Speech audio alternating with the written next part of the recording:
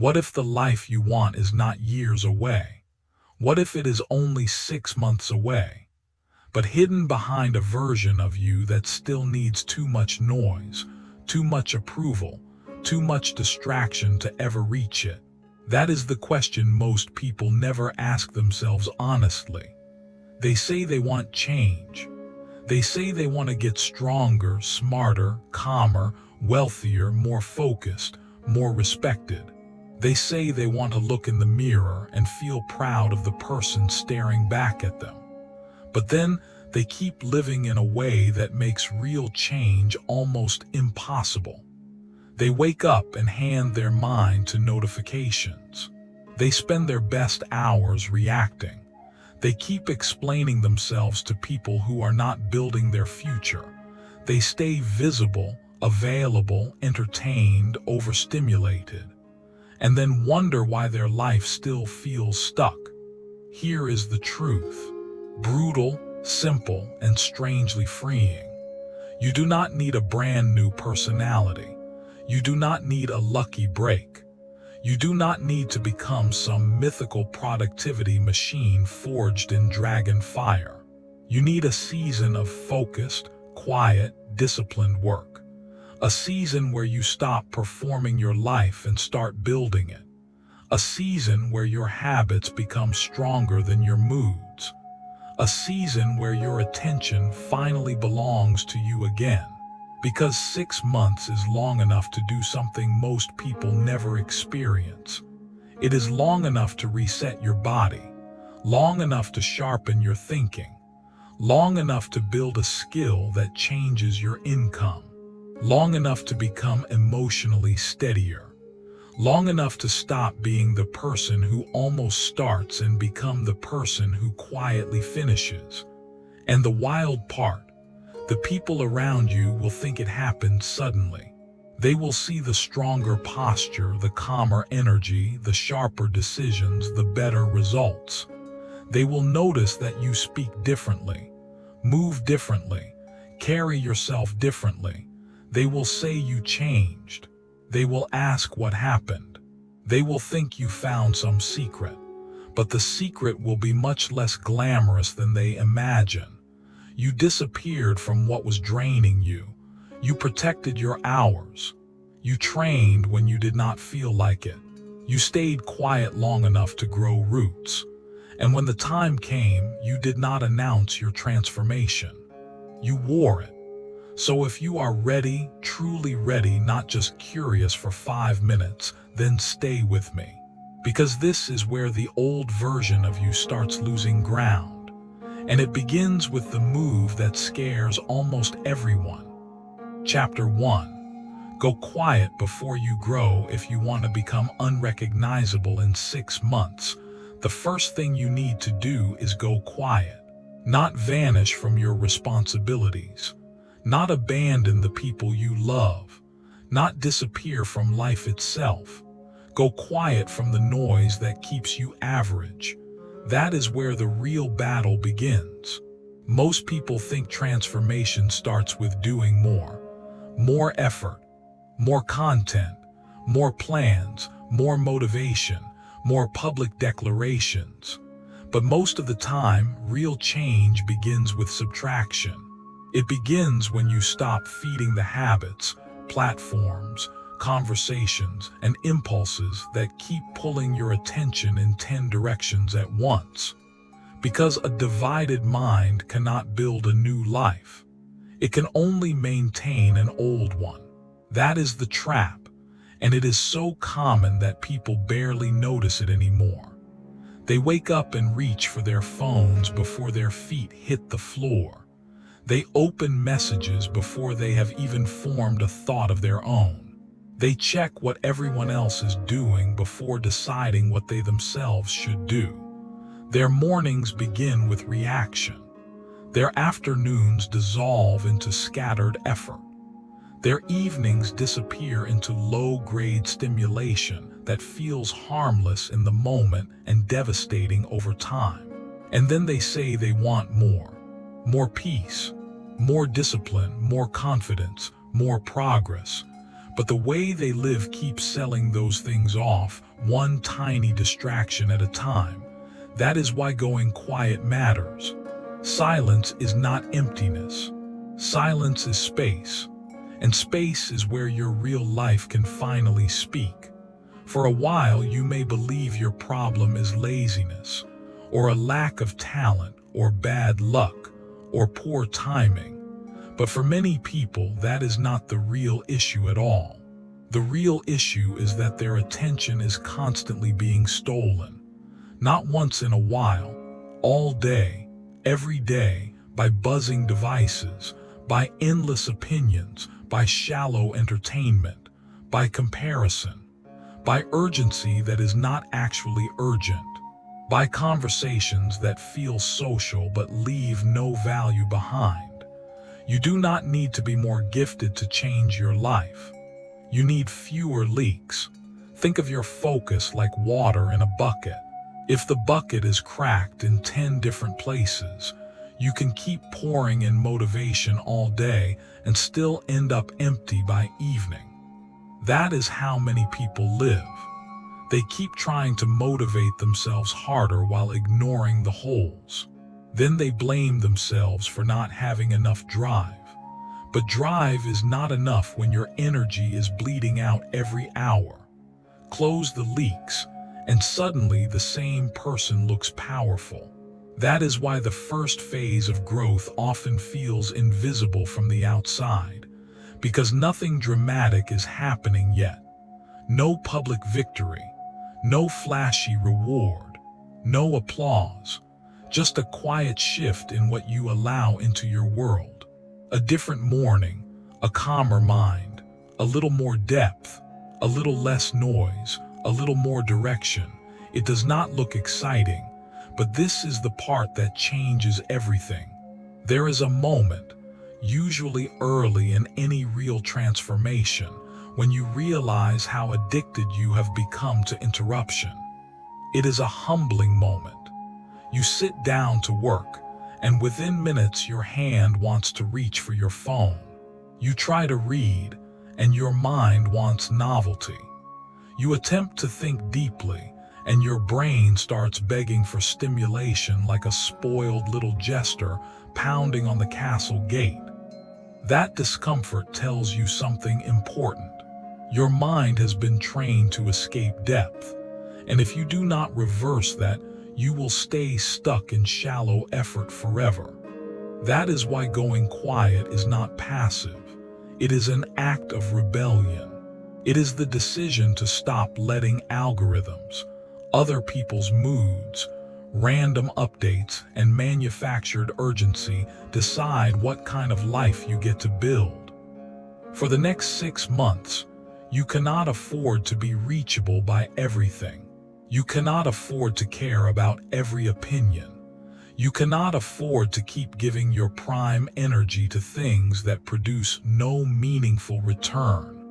The person you want to become requires a different relationship with attention. Not casual, protective, serious, sacred. That does not mean you need to move to the woods and speak only to ravens. It means you need boundaries. Real ones, not imaginary ones you break every afternoon. A boundary might look like starting your day without screens for the first hour. A boundary might mean turning off non-essential notifications. A boundary might mean checking messages at set times instead of living in a constant stream of replies. A boundary might mean stepping away from certain people whose chaos keeps becoming your chaos. A boundary might mean reducing the kind of content that leaves you agitated, insecure, or mentally foggy. These are not small things. These are the gates to your future. And the uncomfortable truth is this: if everyone has access to you all the time, you will struggle to build anything exceptional. Depth needs privacy. Skill needs uninterrupted practice. Peace needs distance from nonsense. Most people fear going quiet because they secretly worry they will be forgotten. They worry people will stop checking in. They worry they will miss something. They worry their absence will cost them relevance. But relevance without growth is a miserable trade. Being constantly seen while staying the same is not connection. It is stagnation with witnesses. Sometimes the most powerful thing you can do is become less available to the world for a while so you can become more available to your own life. That is not selfish, that is mature. There was a season in one man's life when he was always on. He answered fast. He joined every group chat. He kept up with every trend. He watched everything, commented on everything, knew a little about everything and mastered nothing. From the outside, he looked engaged, connected, involved. From the inside, he was exhausted. His days were crowded but empty. He always felt slightly behind, slightly rushed, slightly guilty, slightly distracted. He kept telling himself he would focus tomorrow. Tomorrow became next week. Next week became next month. And months later, his life looked almost exactly the same. Then something changed. Not because he found the perfect system. Not because some guru saved him. Not because he suddenly felt inspired. He got tired of scattering himself. So he made a decision. For one season, he would stop living as if every incoming signal deserved a response. He cut down his digital noise. He removed easy distractions. He protected a few hours each day that belonged only to growth. No phone, no random browsing, no meaningless back and forth, just work, reading, training, and thinking. At first it felt strange, too quiet, too slow. His mind twitched for stimulation. He wanted to check something, refresh something, respond to something. But little by little the static began to clear. His thoughts became sharper. His energy became steadier. He could sit longer with difficult work. He no longer felt pulled apart by everything. Then came the deeper shift. He began trusting himself again. That is one of the hidden rewards of going quiet. When you stop reacting to everything, you start hearing yourself more clearly. You begin to notice what actually matters to you, not what the world keeps shouting into your head. Your standards become easier to identify. Your goals become less performative and more personal. Your effort becomes cleaner. You stop trying to look productive and start becoming effective. And that difference is massive, because appearance can fool people.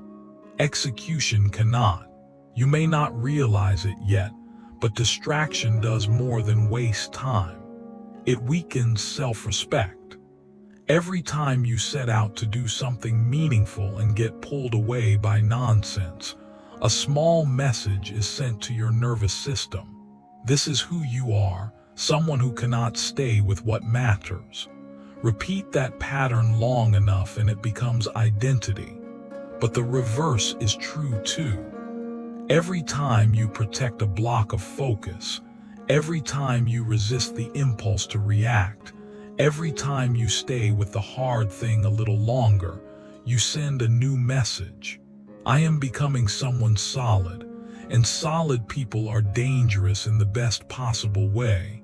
They are hard to manipulate, hard to distract, hard to shake, hard to outwork.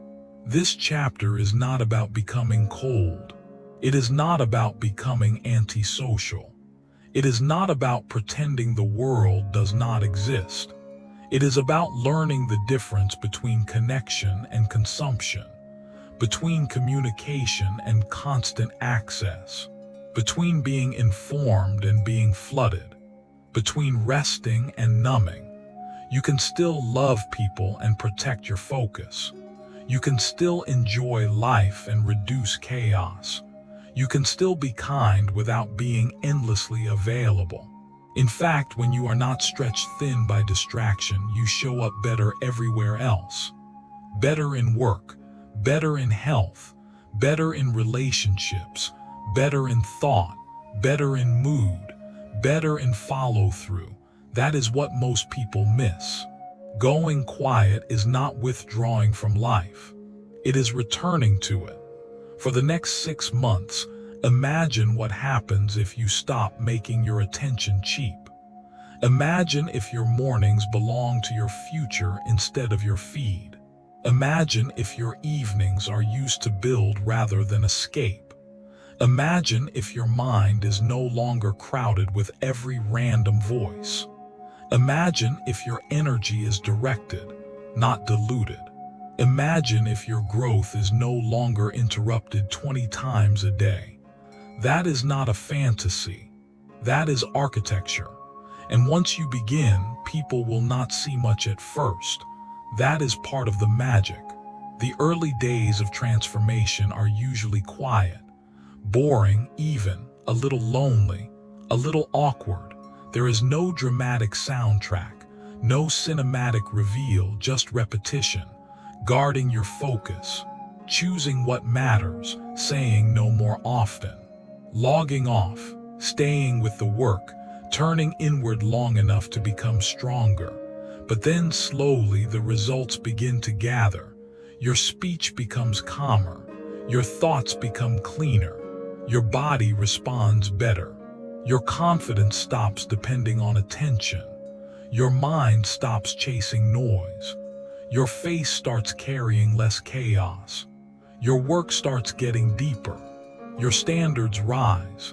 And one day, without any grand announcement, people start noticing that something about you feels different. They will not be able to name it immediately. It is not just appearance. It is not just productivity. It is presence, the kind that comes from no longer being owned by distraction. So if you are serious about changing your life in 6 months, here is your first move. Go quiet. Not forever, not dramatically, not for show. Just long enough to hear your own mind again. Just long enough to reclaim your attention. Just long enough to stop being available for everything that weakens you. Just long enough to build something stronger than the version of you that needs constant stimulation to feel alive. Because the truth is simple. You do not need more noise. You need a season of deliberate silence. And once your silence starts producing results, people will call it a transformation. But you will know what it really was: protection, discipline, a refusal to keep wasting your life in fragments. If this audiobook is speaking to you, subscribe to Bluewave Audiobook and stay with the journey, because this is only the beginning. In the next chapter, we step into something even more dangerous than distraction. The way most people lose entire months without ever realizing where the days went.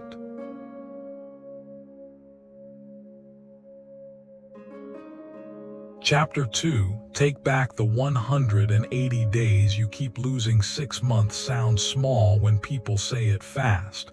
It slips out in one breath. Half a year, just 6 months, no big deal. But say it another way and it starts to feel different. 180 days, 180 mornings, 180 chances to choose differently. 180 opportunities to stop drifting and start directing your life with intent. That number has weight, because most people do not lose their future in one dramatic collapse. They lose it quietly. A day here, an evening there, a distracted weekend, a month of being busy, another month of waiting to feel ready. Then suddenly half a year is gone, and they have nothing solid to show for it except stress, unfinished plans, and the exhausting feeling that time is moving faster than they are. That is why this chapter matters. If chapter 1 was about going quiet long enough to hear your own mind again, this chapter is about what happens next. Because silence alone is not enough. Once the noise begins to fade, you face a harder truth. You have to reclaim your days. Not admire the idea. Not talk about structure. Not buy a new planner and feel noble for 12 minutes. Actually reclaim them. Because your life is not built from intentions. It is built from repeated use of ordinary hours. That is where the whole kingdom rises or falls.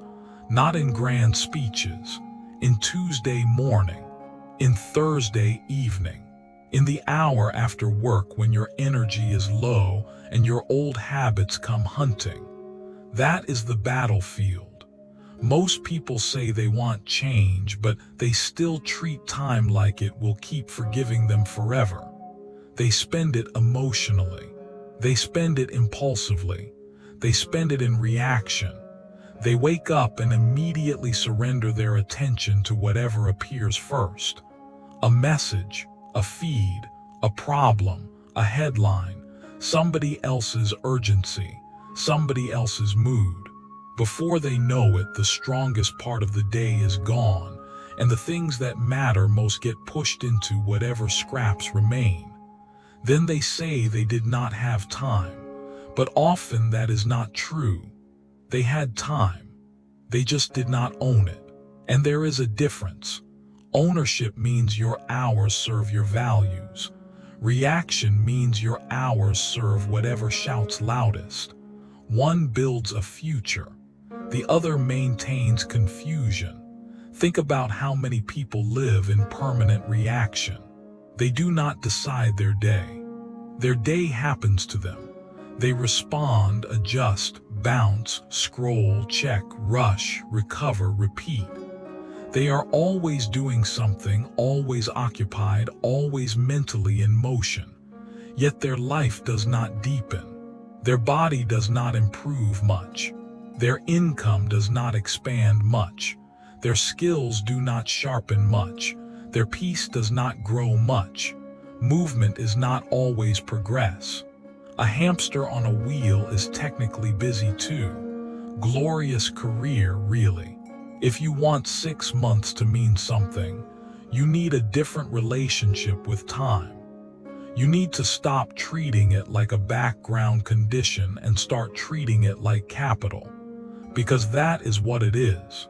More valuable than money, more unforgiving than emotion, and more honest than motivation. Money can be lost and rebuilt. Motivation can disappear and return. Time only moves one way. Once a day is spent, it does not negotiate. It does not pity. It does not refund. So the question becomes simple. What exactly are you doing with your 180 days? Not what do you hope to do. Not what do you keep telling yourself you will do soon. What are you actually doing? This is where many people feel uncomfortable, because when you really examine a day, you begin to see how much of it evaporates. Little leaks, tiny detours, mental clutter, half focus, task switching, device checking, wandering, avoidance disguised as rest, consumption disguised as learning, planning disguised as progress. That is how days disappear without ever feeling officially wasted. And that is why reclaiming your time starts with honesty. For 1 week, imagine observing your life as if you were an outsider. No excuses, no flattering edits, just clear observation. When do you have the most energy? When do you waste it? What triggers distraction? What part of the day belongs to your future? And what part gets sacrificed to habit?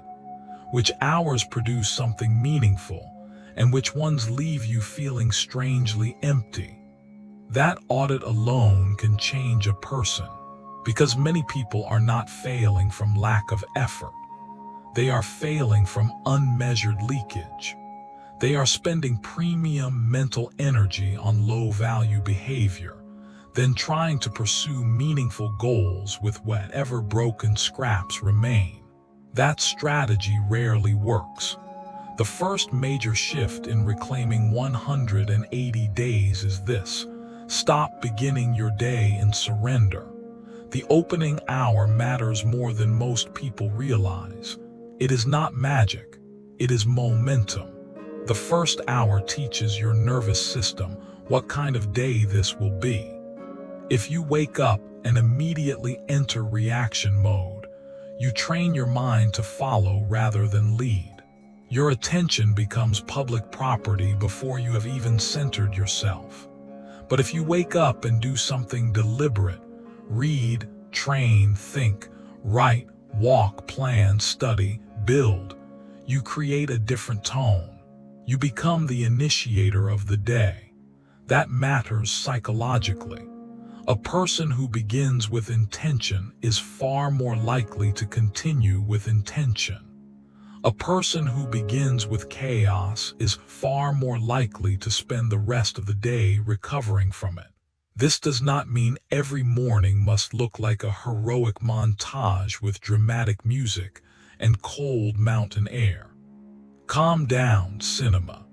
It means you need one repeatable action that tells your mind, my life will not be run by impulse today. That action could be a workout. It could be 10 pages of reading. It could be a planning session. It could be 90 minutes of deep work before the world enters. What matters is not trendiness. What matters is control. There was a woman who felt stuck for years in work that drained her. She kept telling herself she needed a better opportunity, a better boss, a better situation, a cleaner moment to begin. But when she finally looked closely at her schedule, she noticed something humiliating and liberating at the same time. She had usable time every single evening. Not a full second life. Not endless hours. Just 2 hours. 2 quiet hours after dinner that kept dissolving into random videos, checking messages, and the comforting numbness of "I'll start tomorrow." So she changed one rule.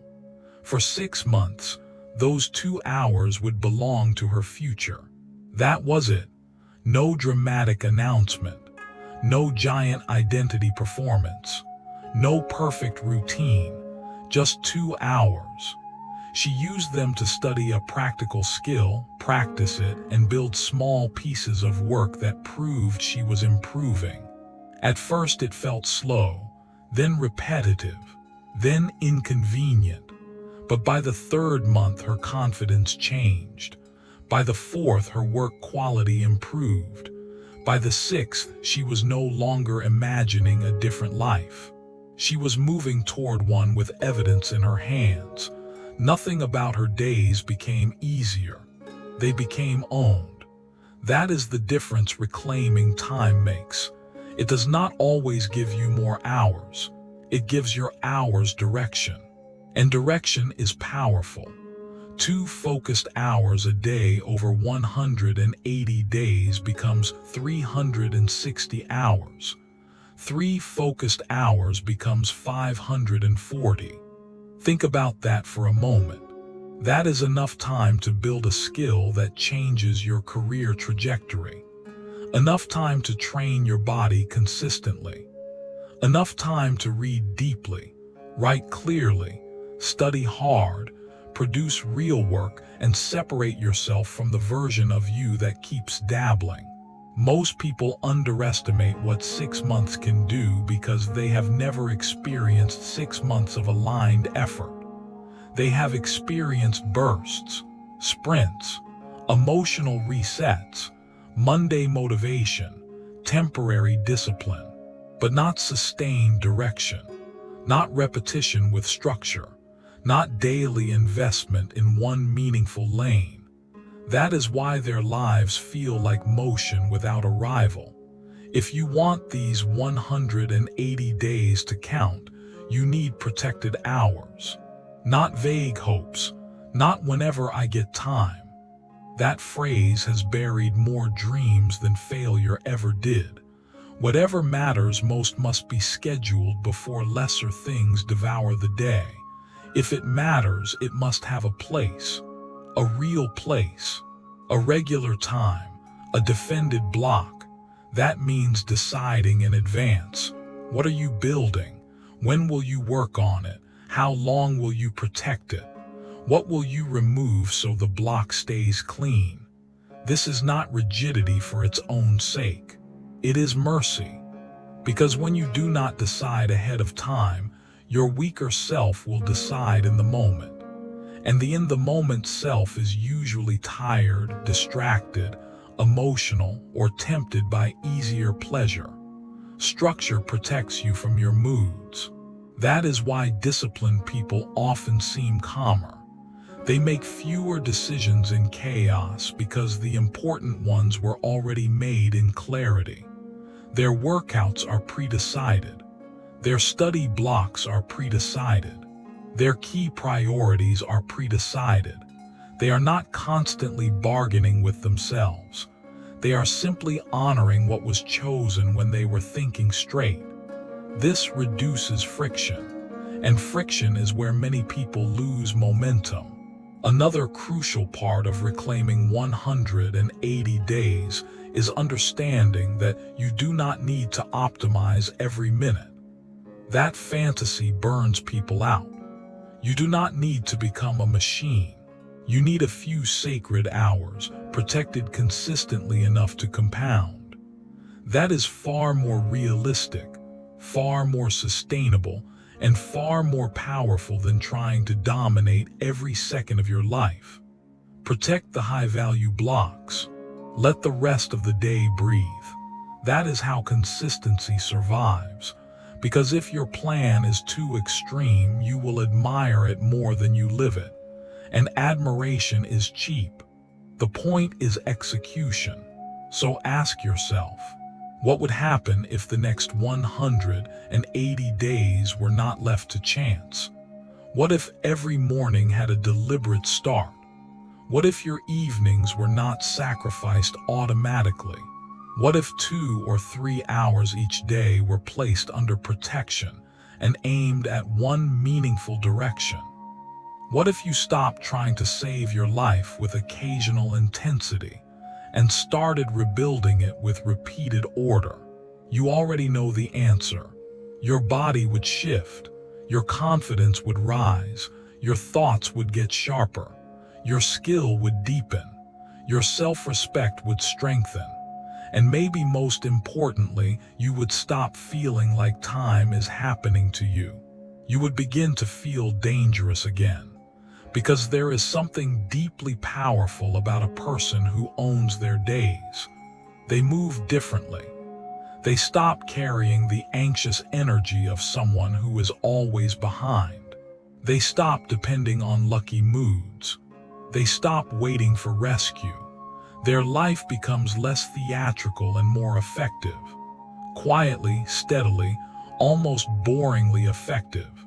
And boring effectiveness beats dramatic inconsistency every time.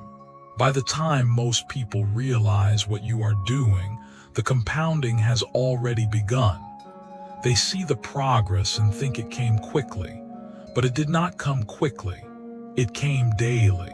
It came from protected mornings, guarded evenings, repeated effort, and the refusal to let 180 days disappear into the usual fog. That is what this chapter is asking of you. Take your days back, not with stress, not with perfection, with intention. Wake up and claim the opening hour. Choose the 1 or 2 priorities that actually matter. Put them on the calendar like they are worthy of your life, because they are. Stop offering your best energy to trivial things. Stop calling yourself busy when you mean distracted. Stop waiting for time to appear and start assigning it a mission. Because 6 months from now, the calendar will move whether you build or not. Those 180 days are coming for you either way. The only question is whether they will leave you stronger or leave you with another pile of explanations.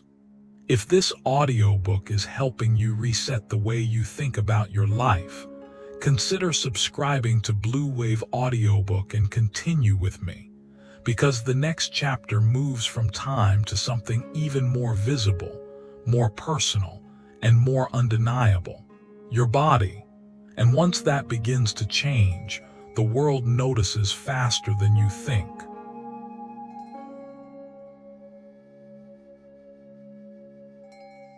Chapter 3.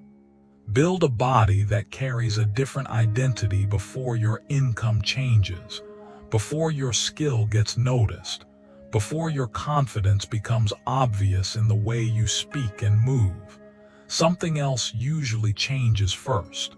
Your body, not just how it looks, how it feels, how it carries stress, how it responds to discomfort, how it enters a room, how it wakes up in the morning, how it behaves when your mind wants to quit.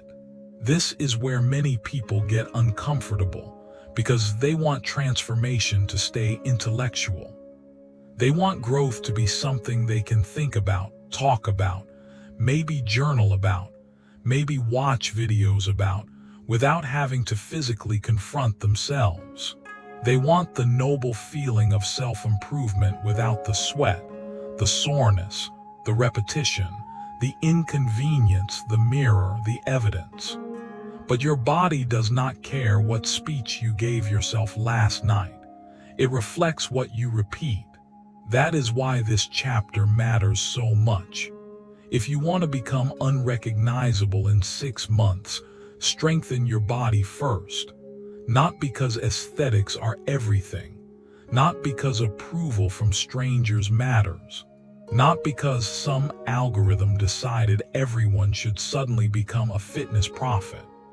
Strengthen your body because it is the fastest, clearest way to prove to yourself that you can become someone more disciplined than your excuses. The body is honest. That is what makes it powerful. You can fake ambition in conversation. You can fake knowledge for a little while. You can fake confidence with the right tone and clothes. But physical discipline, repeated over time, leaves receipts. It shows up in your posture, in your energy, in the steadiness of your movements, in the way you handle fatigue, in the way you stop shrinking from challenge, in the way you no longer look like life is happening to you. A body shaped by discipline tells a story before you say a word. And the story is simple. This person keeps promises. That matters more than people think. Because one of the deepest reasons people feel weak is not that they lack talent or opportunity. It is that they keep making private promises to themselves and then breaking them. They say they will wake up earlier. They say they will train. They say they will eat better. They say they will go for the walk, do the workout, build the habit, follow the plan. Then emotion changes, comfort whispers, fatigue arrives, the day gets busy, and the promise is quietly abandoned. No crowd sees it. No one posts about it, but your nervous system records it. And over time, that pattern becomes identity. You stop trusting yourself, not dramatically, quietly. That is why physical training is about more than fitness. It is one of the most direct ways to rebuild self-trust. Every completed session becomes evidence. Every run, every lift, every walk, every stretch, every rep done when you did not feel like doing it becomes a small vote for a different self-image. Not the fantasy version of you, the earned version. That is the version that lasts. There is a reason physical discipline spills into every other part of life. When you train consistently, you are not just building muscle or endurance. You are training your relationship with discomfort. And discomfort is the gatekeeper of almost everything worthwhile. Better health requires it. Better focus requires it. Better work requires it. Better emotional control requires it. Better income often requires it. Better character definitely requires it. If you avoid discomfort in the body, you usually avoid it everywhere else too. That is why so many people stay stuck in shallow cycles. They think they need a better mindset, but what they often need is repeated exposure to controlled hardship. They need to experience what it feels like to keep going when it is inconvenient, to finish a set when it burns, to take the walk when they would rather collapse into the couch, to prepare the meal that supports their goal instead of feeding every craving like it is a royal decree from the throne. That is not punishment. That is training. And training changes more than appearance. It changes your threshold. A stronger body gives you a stronger baseline. You wake up with more energy. Your mind clears faster. Your mood becomes less fragile. Stress does not hit you the same way. You recover differently. You breathe differently. You stand differently. People feel that before they understand it. They may call it confidence. They may call it presence. They may say you seem different, calm, solid, harder to read, harder to shake. What they are sensing is earned stability. That is one of the hidden gifts of physical discipline. There was a man who used to think he had a motivation problem. He started goals with intensity and abandoned them as soon as life became inconvenient. He read about mindset, listened to podcasts, made plans, bought notebooks, and admired the idea of transformation the way some people admire castles from a distance. Beautiful, impressive, completely not where they live. Then one simple rule changed him. 4 training sessions per week, that was it. No extreme challenge. No dramatic 75-day crusade against human softness. No obsession. Just 4 sessions a week every week for 6 months. If the day was busy, he adjusted the time. If his mood was low, he trained anyway. If the workout was not perfect, he still completed it. He stopped judging success by excitement and started judging it by completion. At first, the changes were small. He slept a little better. He had a bit more energy. His body felt less heavy. But then the deeper shift came. He started noticing that the discipline from training bled into other things. He became more likely to keep appointments with himself, more likely to focus, more likely to tolerate frustration without collapsing, more likely to choose effort over escape. The body had become a lever, and once that lever moved, the rest of life began to move with it. This is why, if you are serious about 6 months of transformation, you need a physical standard, something measurable, something repeatable, something that does not rely on daily inspiration. 3 to 5 sessions per week is enough if you actually do them. Strength training, running, cycling, bodyweight work, swimming, long walks with intent. It matters less what you choose than whether you stay with it long enough to become reliable. Reliability is more important than intensity. A brutal routine you abandon in 10 days is less powerful than a sustainable one you complete for half a year. That is the part people hate because it is not flashy. But flashy does not change identity. Repetition does. And let us talk about identity for a moment because this is where the real power hides. Most people approach fitness as if it is a side quest. Something optional, something cosmetic, something they will get to once everything else is sorted out. But your body is not a side quest. It is the vehicle carrying every ambition you have. Your brain lives in it.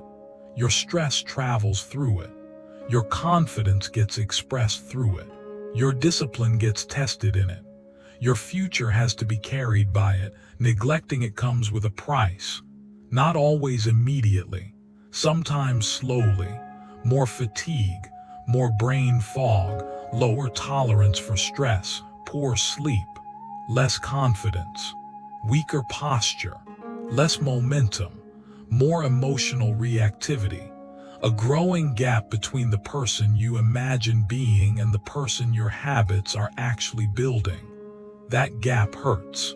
And many people try to cover that pain with entertainment, food, excuses, or fake optimism instead of confronting it. But when you begin training consistently, the gap starts to close. Your actions and your intentions start matching. That alignment is where self-respect grows. And self-respect is not a quote on a wall. It is the feeling of knowing you can depend on yourself. It is the internal steadiness that comes from repeated proof. It is what happens when you no longer have to wonder whether you will do the hard thing. You already know you will, because you have trained that response into your body. Another reason physical training matters so much is that it teaches delayed gratification in a way that is impossible to misunderstand. You do not get stronger from one workout. You do not become leaner from one good meal.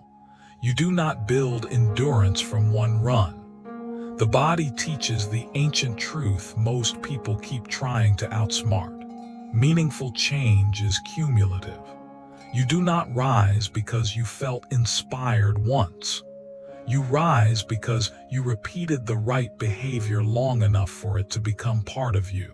This makes physical discipline one of the best teachers for every other form of growth. It teaches patience. It teaches humility. It teaches realism. It teaches you to stop demanding immediate proof and start respecting process. Those lessons transfer everywhere: career, relationships, skill building, emotional control, even money. Because once you truly understand that repetition creates results, you stop looking for miracles and start building systems. That is when your life begins to settle into power. And let us not ignore something important. Physical training changes how you relate to stress. A body that never gets challenged becomes fragile. A body that experiences regular, controlled stress becomes adaptable. Your heart gets stronger. Your breathing improves. Your recovery system gets sharper. Your nervous system becomes less dramatic. You stop feeling overwhelmed by every little pressure spike, because pressure is no longer unfamiliar. That matters in modern life more than ever. Most people are overstimulated, undertrained, underslept, and emotionally frayed. Then they wonder why small problems feel massive. Their body has no resilience reserve. Everything hits hard because nothing has prepared them. But training builds reserve. It expands your capacity. It gives you a buffer between event and reaction. That buffer can change a life. You do not snap as quickly. You do not panic as easily. You do not collapse at the first inconvenience. You become calmer in situations that used to throw you around. That composure shocks people, not because you are trying to appear tough, because your system has actually become steadier. Now, this does not mean you need to become obsessed. Obsession often disguises insecurity wearing armor. What you need is consistency. Clean, boring, respectable consistency. A plan you can follow when life is normal and when life is messy. A routine that fits your real world, not your fantasy one. Enough challenge to grow. Enough structure to repeat. Enough patience to let the results arrive in their own time. That might look like lifting weights 4 times a week. It might mean walking every morning and doing bodyweight sessions at home. It might mean a mix of cardio and resistance training. It might mean learning to cook simpler, better meals and sleeping on time, because recovery is part of discipline too. The exact form matters less than the standard. My body will no longer be treated like an afterthought. That is the shift. And when that shift becomes real, you start carrying yourself differently. You stop dragging yourself through days. You stop making excuses with the tone of someone begging for permission. You begin to move with more certainty. Even your eyes change. There is less apology in them, because deep down, your body knows when you are living in alignment. And alignment is magnetic. You will not notice all the changes at once. Some will be subtle. Your clothes fit differently. Stairs feel easier. Your sleep deepens. Your shoulders open up. You feel more alert in the morning. Stress rolls off faster. Your food choices improve without so much drama. You crave less chaos. You tolerate less laziness. Your standards quietly rise because your behavior is proving that rise is justified. Then one day someone notices. Maybe they mention your energy. Maybe they say you seem sharper. Maybe they comment on the way you look. Maybe they ask what changed. And the real answer is this: I stopped letting comfort decide who I become. That is what a stronger body represents. Not vanity, agency. It says I can choose effort even when comfort makes a better sales pitch. It says I can repeat what is good for me long enough for it to matter. It says I do not need perfect conditions to begin. It says I am no longer building an identity around avoidance. That is a powerful message to send yourself for 6 straight months. So if you are rebuilding your life, strengthen your body first. Make it one of the pillars. Not the only pillar, but one you refuse to neglect. Train consistently. Eat with more intention.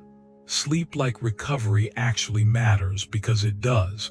Walk more, sit less, breathe deeper, do hard things on purpose. Let your body learn that discomfort is not danger. Let it learn that effort is normal. Let it learn that you are done abandoning yourself in small daily ways. Because once your body begins to change, your mind gets proof. Once your mind gets proof, your standards rise. Once your standards rise, your life starts reorganizing around them. That is how transformation becomes visible. And in the next chapter, we move to something even deeper than the body itself. Because a strong body with a weak mental diet still loses battles it never had to fight. If this audiobook is helping you reset your life from the ground up, subscribe to Bluewave Audiobook and stay with me. Because next, we build the one thing that quietly controls every decision you make: your mind. Chapter 4.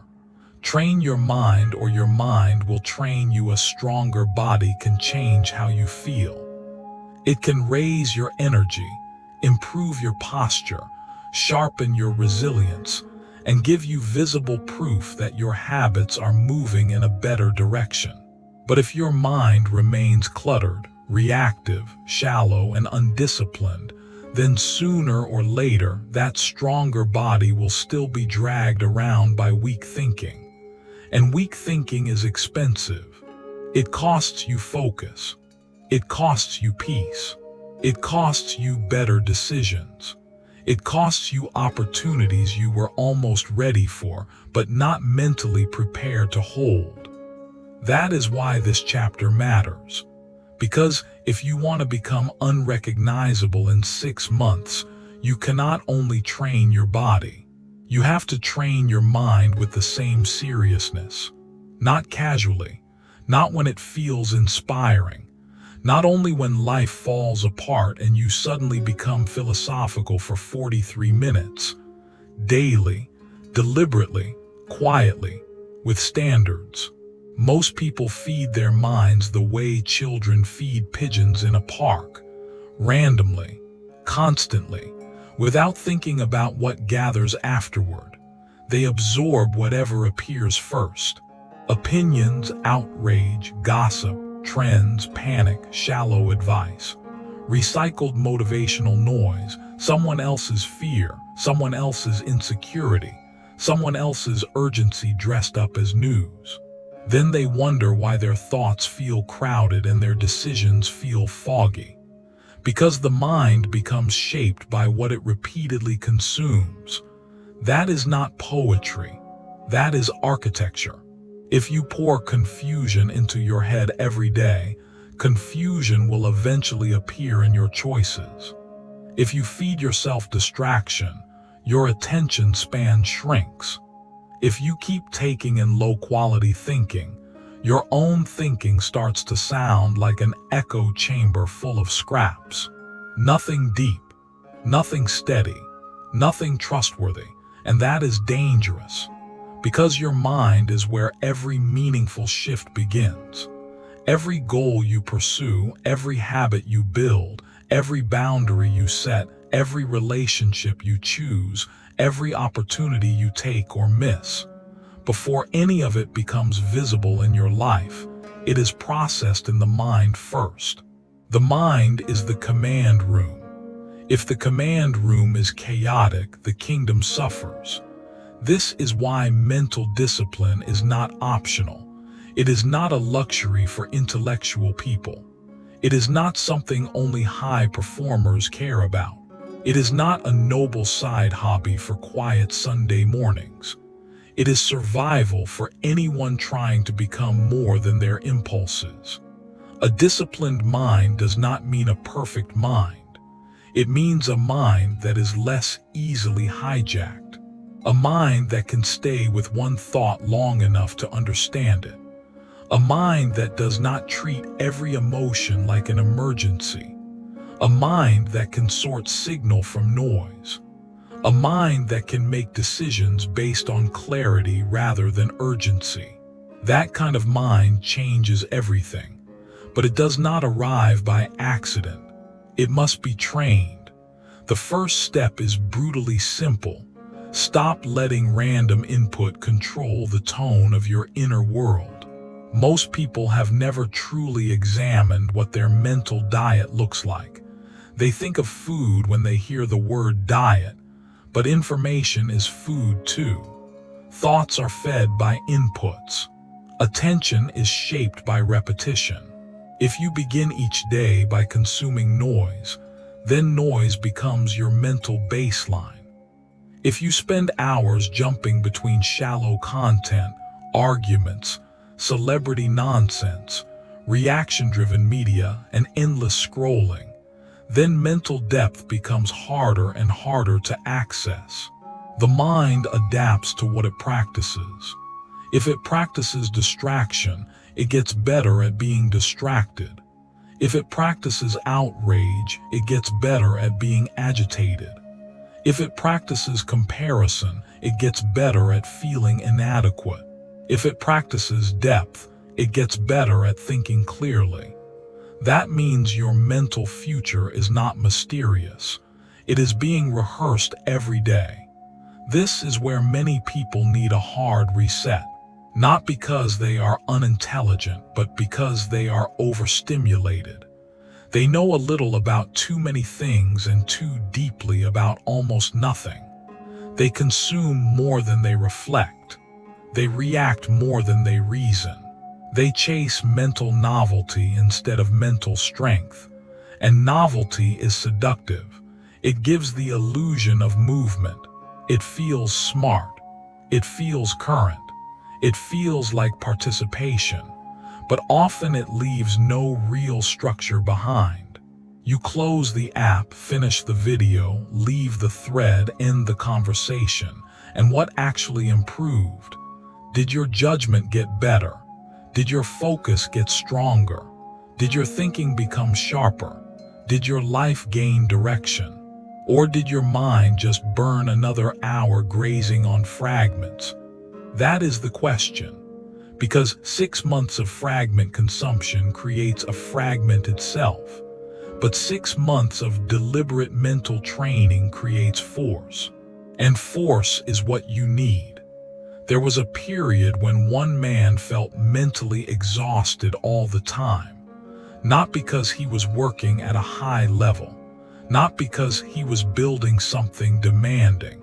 He was exhausted because his mind never rested in anything meaningful long enough to become stable. He jumped from article to video, from message to message, from idea to idea, from fear to distraction and back again. He thought he had an ambition problem. In truth, he had an attention problem and an input problem. His mind was eating junk all day and wondering why it felt weak. So he changed 3 things. First, he reduced noise. Second, he started reading with intention. Third, he began writing every day, not writing for performance, not writing for an audience, writing to think. And that changed him. Because one of the fastest ways to strengthen the mind is to force it into clarity. Reading gives you better raw material. Writing shows you whether you actually understand it. Reflection turns knowledge into action. Without reflection, information piles up like boxes in a dark attic. It is there, technically, but not useful when life gets hard. That is why your mental training needs structure. Read daily, not randomly, not whatever the digital winds throw into your lap. Read things that improve judgment, perspective, decision-making, skill, emotional maturity, or strategic thinking. Read books, essays, case studies, biographies, ideas that have survived long enough to be worth your time. Read material aligned with who you are trying to become. Because targeted reading does something casual content rarely can. It stretches your inner world. It introduces you to better questions, better frameworks, better standards. It expands your vocabulary not just of language but of thought. And when your thoughts become more precise, your life becomes less chaotic. But reading alone is not enough. You must think after you consume. That is the part people skip because it feels slower. Reflection has no glitter. It does not give instant dopamine. Nobody claps because you sat with an idea for 20 minutes and asked yourself what it means for your life. But that quiet pause is where real mental upgrading happens. It is where borrowed knowledge becomes personal wisdom. Ask yourself, what did I just learn? Why does it matter? Where does this challenge me? What action does this require? What belief do I need to re-examine? Those questions sharpen a person. And then comes writing. Writing is one of the most underrated forms of mental training because it forces honesty. You cannot hide vagueness on paper as easily as you can in your head. A thought that feels profound in the mind often looks weak, unclear, or unfinished once written down. Good. That is how you improve it. Writing reveals the fog. Once the fog is visible, you can start clearing it. 10 minutes a day is enough to begin. Maybe more if you can, but daily is what matters. Write about what distracted you. Write about what mattered. Write about your decisions. Write about your habits. Write about the emotion beneath your excuses. Write about what is working and what is leaking energy. Write until your mind stops sounding like a crowded marketplace and starts sounding like a command room. That process builds self-knowledge. And self-knowledge is power. Because if you do not understand your own patterns, you will keep getting outplayed by them. You will call it bad luck. You will call it low motivation. You will call it stress. But often it is simply repeated unconscious behavior. The same thoughts, the same triggers, the same stories, the same emotional loops, the same avoidance dressed in different clothing.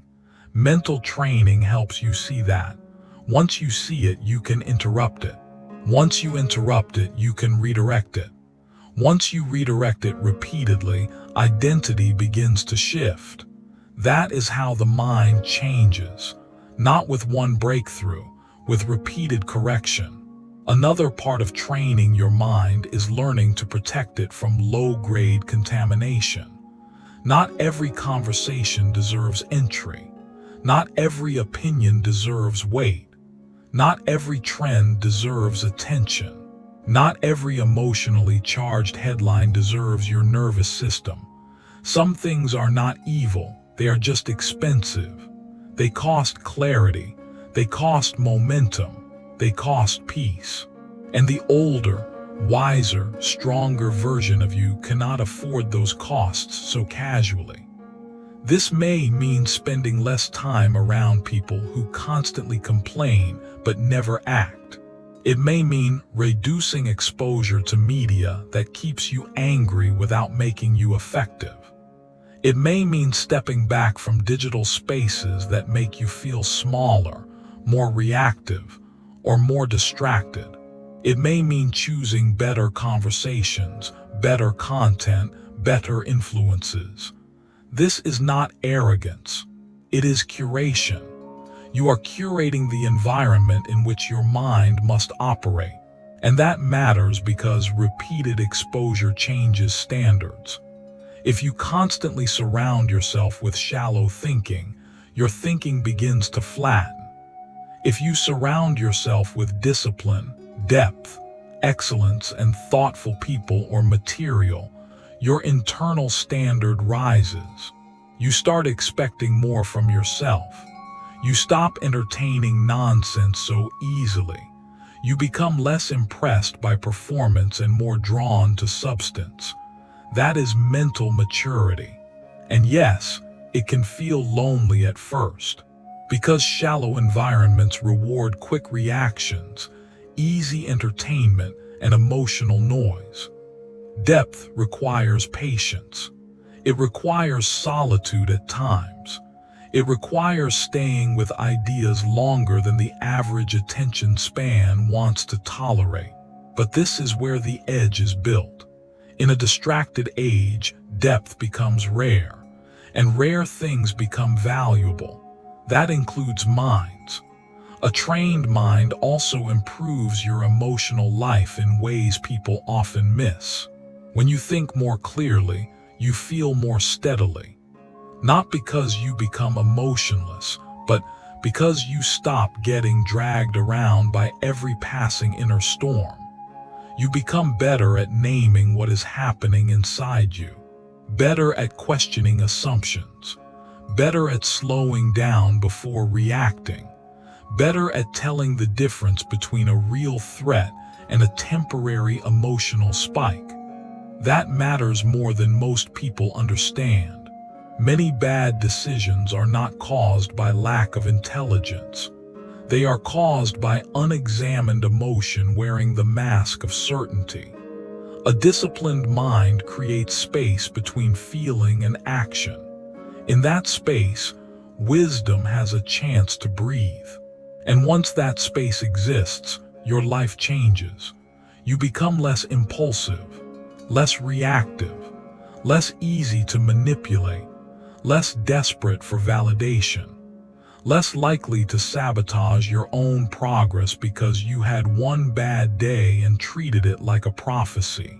That is invisible power, and invisible power always shows up eventually in visible ways. Your speech gets calmer, your choices get cleaner, your work improves, your boundaries strengthen. Your confidence stops being loud and starts being stable. People notice that kind of stability even if they cannot explain it. They will say you seem more grounded, more focused, more thoughtful, more difficult to disturb. Good. That means the training is working. So for the next 6 months, do not only ask what you are building with your hands, ask what you are building in your mind. What are you feeding it? What are you teaching it to repeat? What ideas are becoming your inner script? What habits are training your attention? What inputs are shaping your standards? What beliefs are quietly deciding the quality of your life? Because your outer results will always be limited by your inner architecture. Train your mind with seriousness. Read with purpose. Reflect with honesty. Write with clarity. Reduce noise. Protect depth. Curate influence. Think longer. React less. Choose better inputs until better outputs become natural. Because when your mind gets stronger, everything else becomes easier to hold. And in the next chapter, we move into one of the rarest traits in modern life, something that separates dreamers from builders, talkers from finishers, and almost success from actual transformation: completion. If this audiobook is helping you rebuild from the inside out, subscribe to Bluewave Audiobook and stay with me. Because next, we step into the discipline that changes self-respect faster than almost anything else: finishing what you start. Chapter 5, Become the person who finishes. A lot of people love beginnings. Beginnings are exciting. A new routine feels clean. A fresh goal feels noble. A blank notebook feels full of promise. A Monday feels powerful. The first workout feels symbolic. The first lesson feels productive. The first week feels like redemption. That is why so many people keep starting over.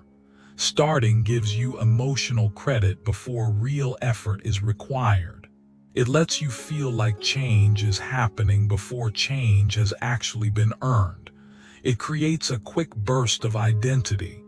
For a moment, you are the disciplined one, the focused one, the one with a plan, the one who is finally getting serious.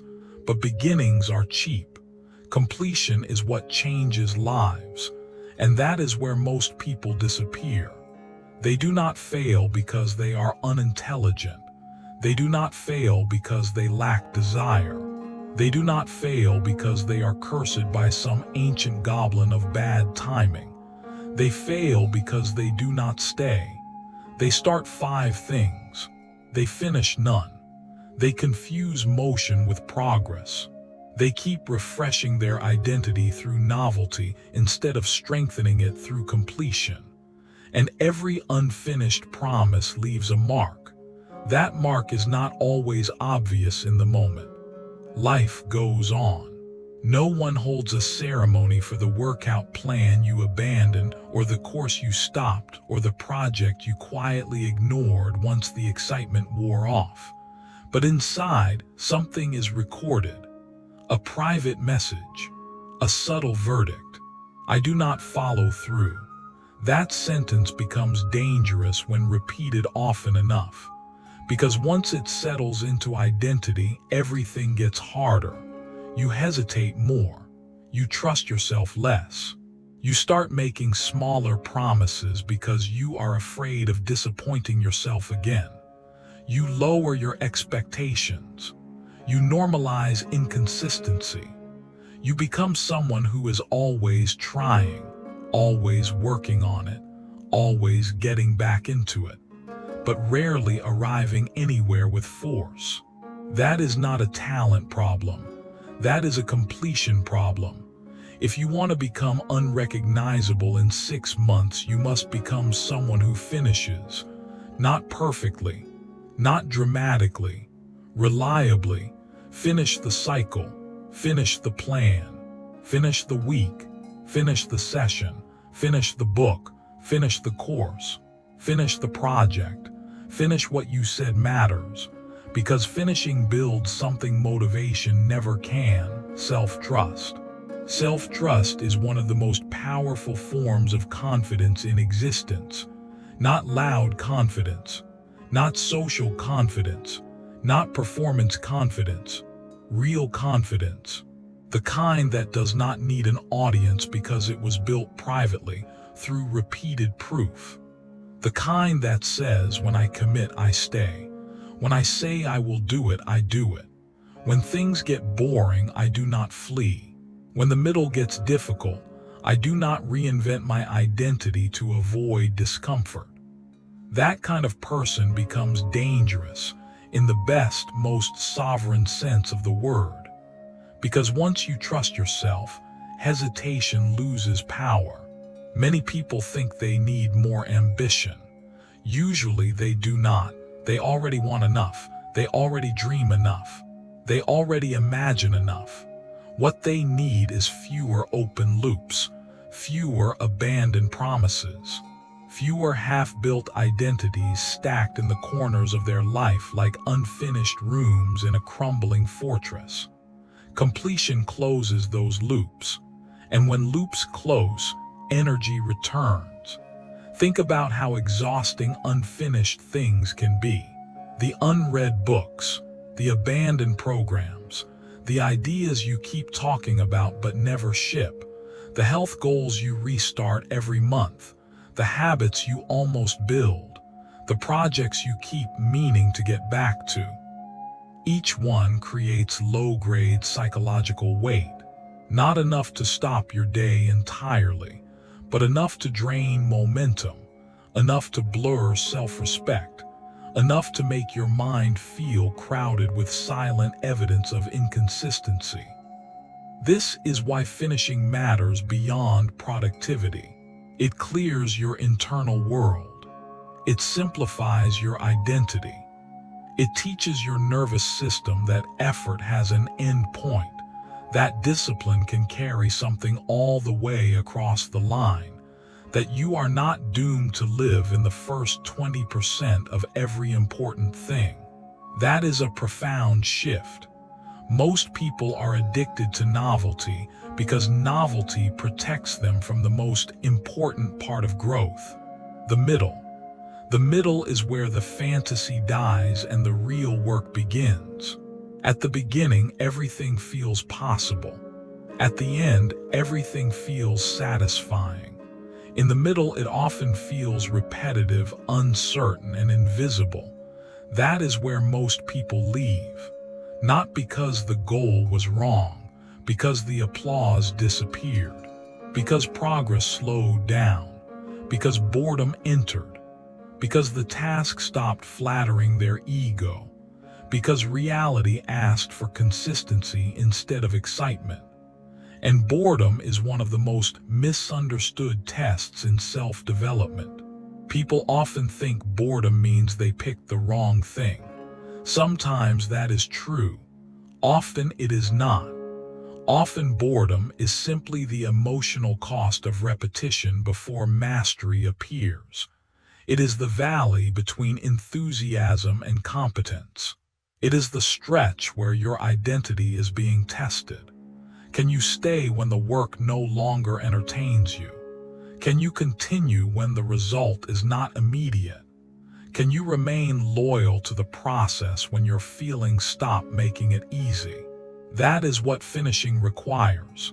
Loyalty, not to the mood, not to the temporary version of you who wants comfort, to the decision.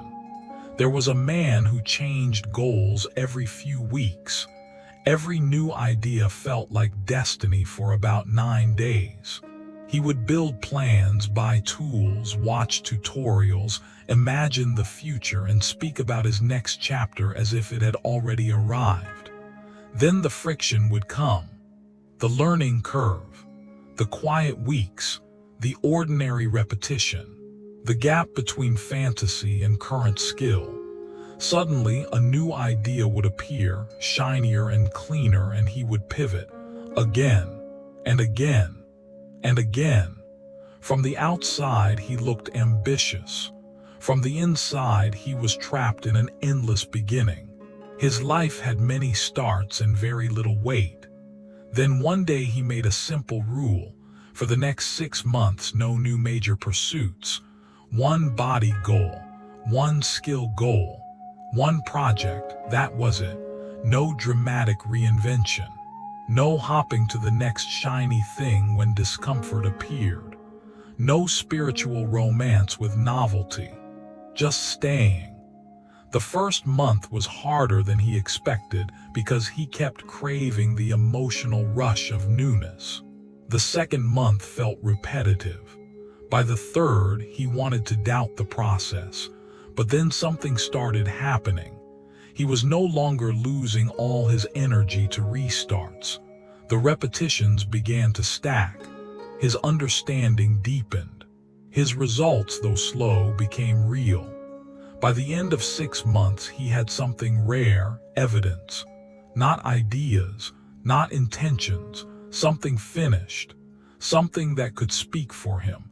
That changed him more than motivation ever had. Because completion is identity under pressure. It tells you who you really are when excitement leaves the room. If you want to build this trait over the next 6 months, simplify your life enough to make finishing possible. That is critical. Most people are not bad at finishing because they are weak. They are bad at finishing because they have committed themselves to too many fronts, too many goals, too many habits, too many experiments, too many plans competing for the same limited energy. They confuse ambition with overextension. Then they collapse and call it burnout when really it was scattered identity trying to carry too many promises at once. Do less, finish more. That may be the most powerful productivity advice most people refuse to accept. Choose one primary physical objective. Choose one primary skill to deepen.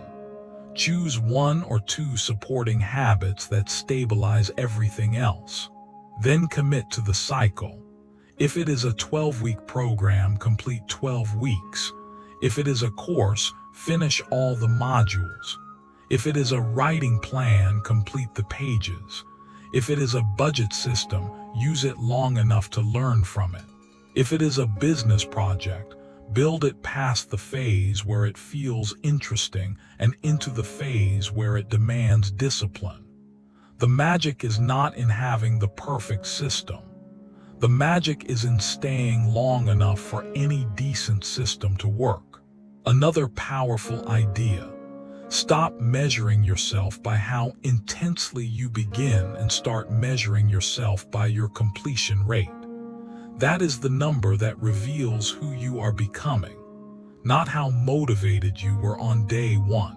Not how aesthetic your planner looked. Not how emotionally charged your declaration felt. Completion rate. How often do you actually carry meaningful things to the end? That number matters because it shapes reputation. Not public reputation first. Internal reputation. And your internal reputation becomes the foundation of your life. If you think of yourself as unreliable, you will approach opportunities timidly. You will delay. You will doubt. You will procrastinate not just because of laziness, but because some part of you does not fully believe you will stay committed anyway. But when your internal reputation improves, when you become someone who has proof of follow-through, you feel different. You decide faster. You recover from mistakes faster. You start bigger things without so much fear because you know you can endure the middle. That confidence is earned, and it is worth more than hype. Now, finishing does not mean refusing to adapt. It does not mean stubbornly staying with something truly broken out of ego. Wisdom still matters. Adjustment still matters. But many people are not quitting because the path is wrong. They are quitting because the path stopped giving them emotional sugar. Learn the difference. Some things require course correction. Many things simply require you to stay longer than your impatience prefers. Staying longer is where the edge is. Because the world is full of starters. Starters are everywhere. People who sign up, people who announce, people who mean well, people who almost build, people who circle greatness like tourists around a monument. Finishers are rarer, and rarer people get different outcomes. That is true in health, in business, in learning, in relationships, in craftsmanship, in leadership, in character. Finishing turns intention into gravity. It makes your efforts heavier, more credible, more real. A finished body transformation speaks louder than 100 motivational posts. A completed portfolio matters more than years of saying you want to be creative.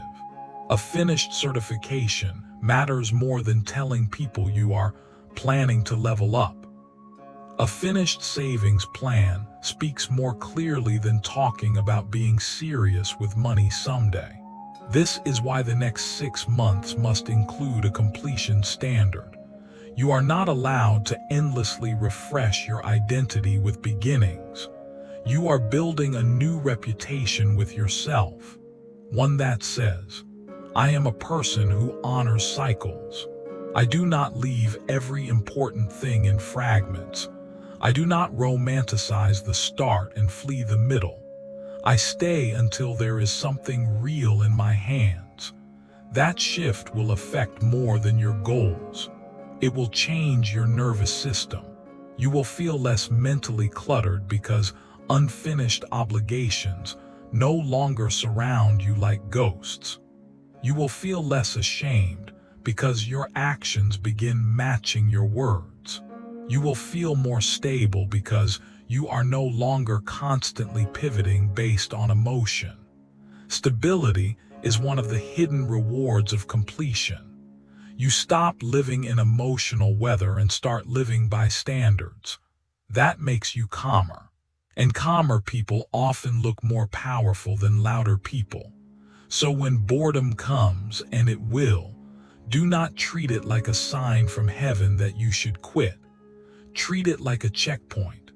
When progress slows, do not assume failure. Assume depth is being tested. When the work becomes repetitive, remember that repetition is exactly what builds competence.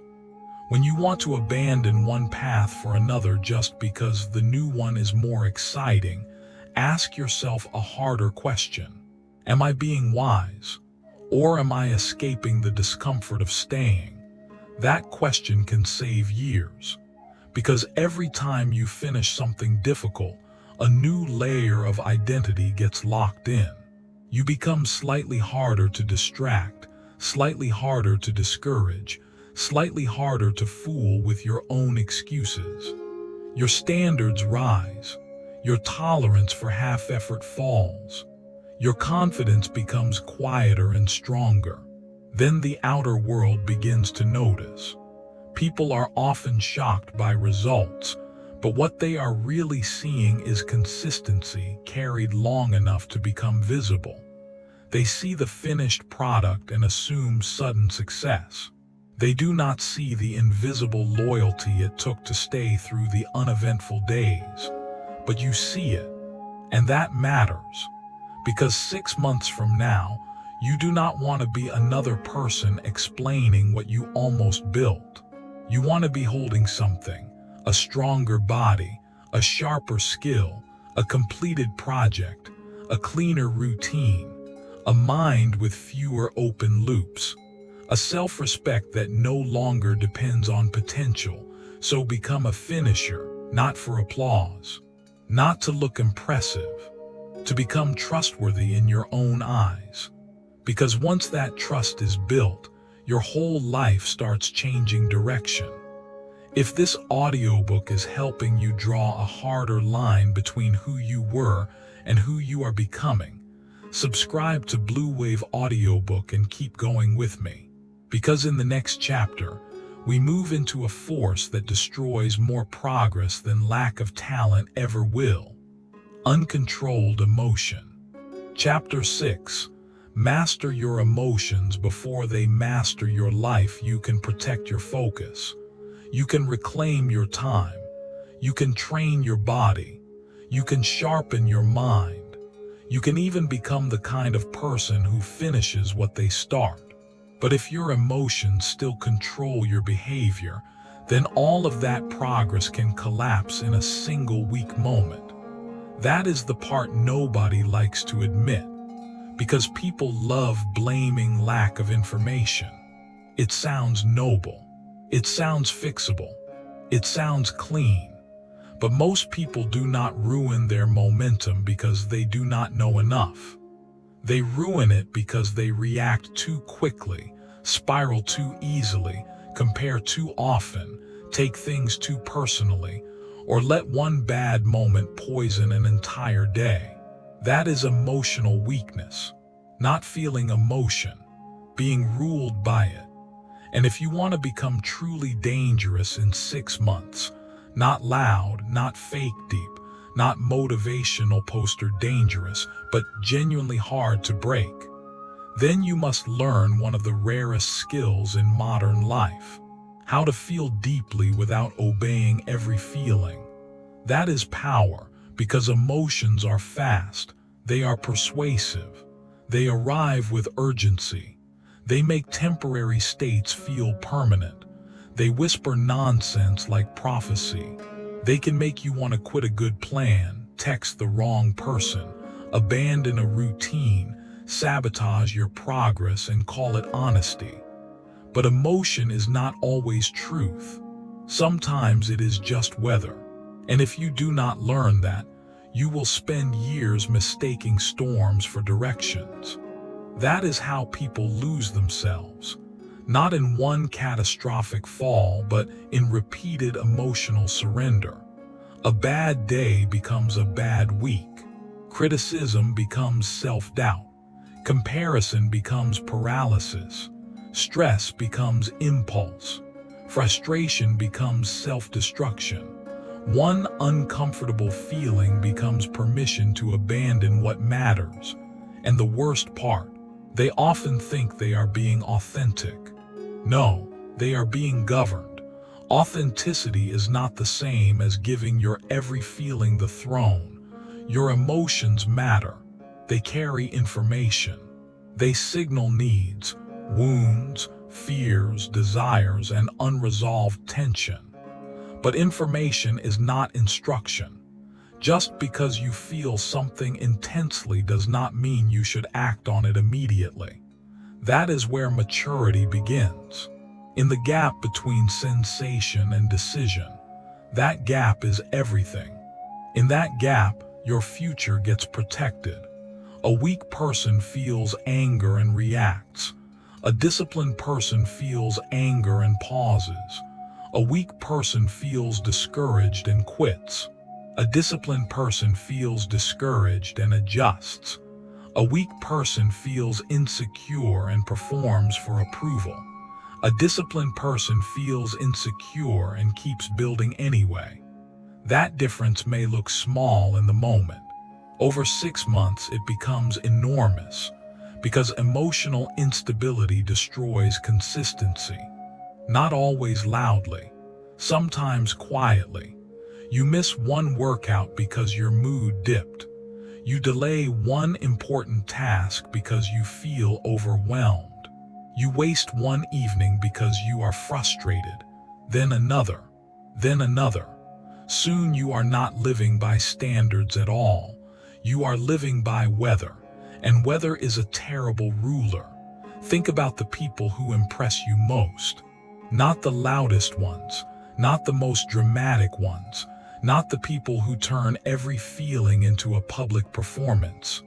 The truly impressive ones are usually composed, grounded, hard to bait, hard to shake.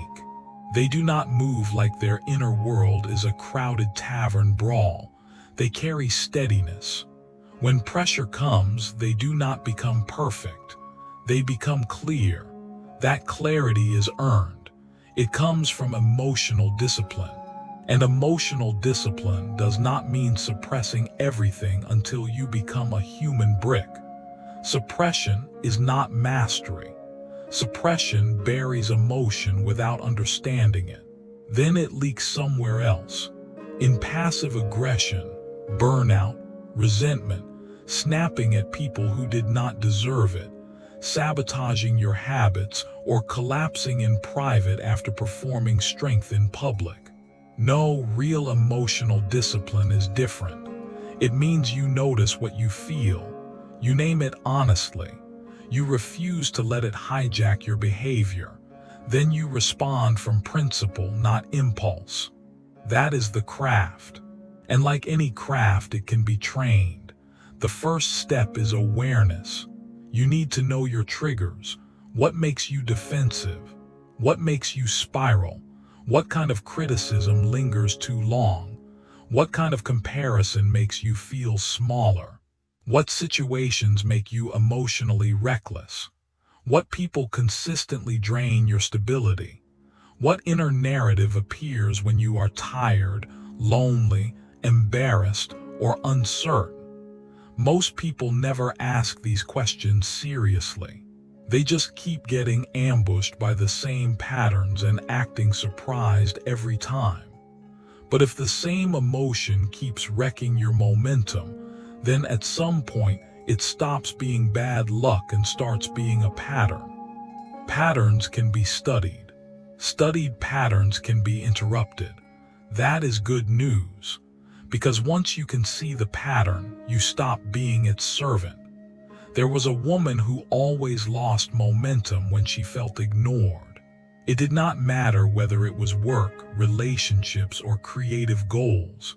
If she felt unseen, her discipline collapsed. She would stop showing up, stop trying, stop following through. Her mind would tell her the same old story. If nobody notices, why keep going? So she became dependent on external response. Praise made her productive. Silence made her weak. That is a brutal way to live, because the world is not obligated to clap while you are becoming. So she began practicing something uncomfortable, doing meaningful work without immediate recognition. She trained herself to complete sessions, tasks, and routines even when nobody praised her, noticed her, or cared in the moment. At first it felt empty, then it felt strong, then it became freeing. She was no longer emotionally managed by the presence or absence of applause. That is one of the great turning points in adult life, when you stop needing emotional permission to do what matters. Because the truth is, many people are not lazy.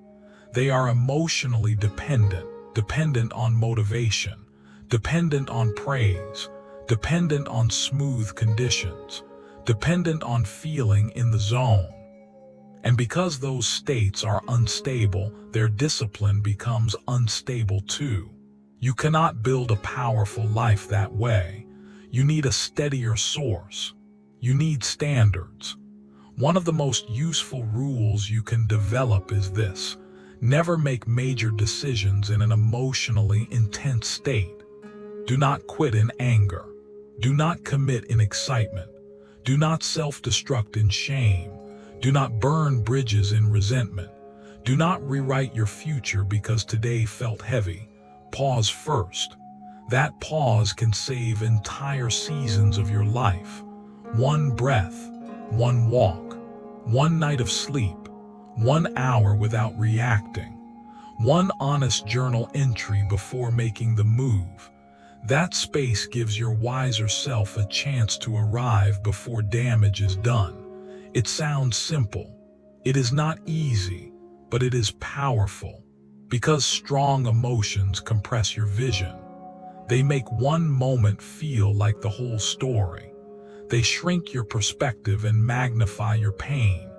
Suddenly, everything seems more final than it is. You feel rejected, so you act like you are worthless. You feel behind, so you act like you are doomed. You feel embarrassed, so you act like the world is finished. Ridiculous, yes, but the mind in emotional flood is a dramatic little bard. Do not hand it the pen. Instead, learn to translate emotion without becoming its prisoner. If you feel anger, ask, what boundary feels crossed here? If you feel envy, ask, what desire is this revealing? If you feel shame, ask, what part of me needs correction, not condemnation? If you feel discouragement, ask, am I tired, impatient, or truly misaligned? If you feel insecure, ask, what standard have I been avoiding? These questions slow the storm, and slowed storms lose destructive power. Another major part of emotional mastery is detachment from comparison. Comparison is one of the fastest ways to poison consistency because it distorts your timeline. You look at someone else's results, someone else's confidence, someone else's body, someone else's career, and suddenly your own progress feels pathetic. Never mind that you do not know their timeline, their resources, their history, their advantages, their scars, or their sacrifices. Your emotional brain does not care. It just wants to feel behind. That is why comparison is such an expensive habit.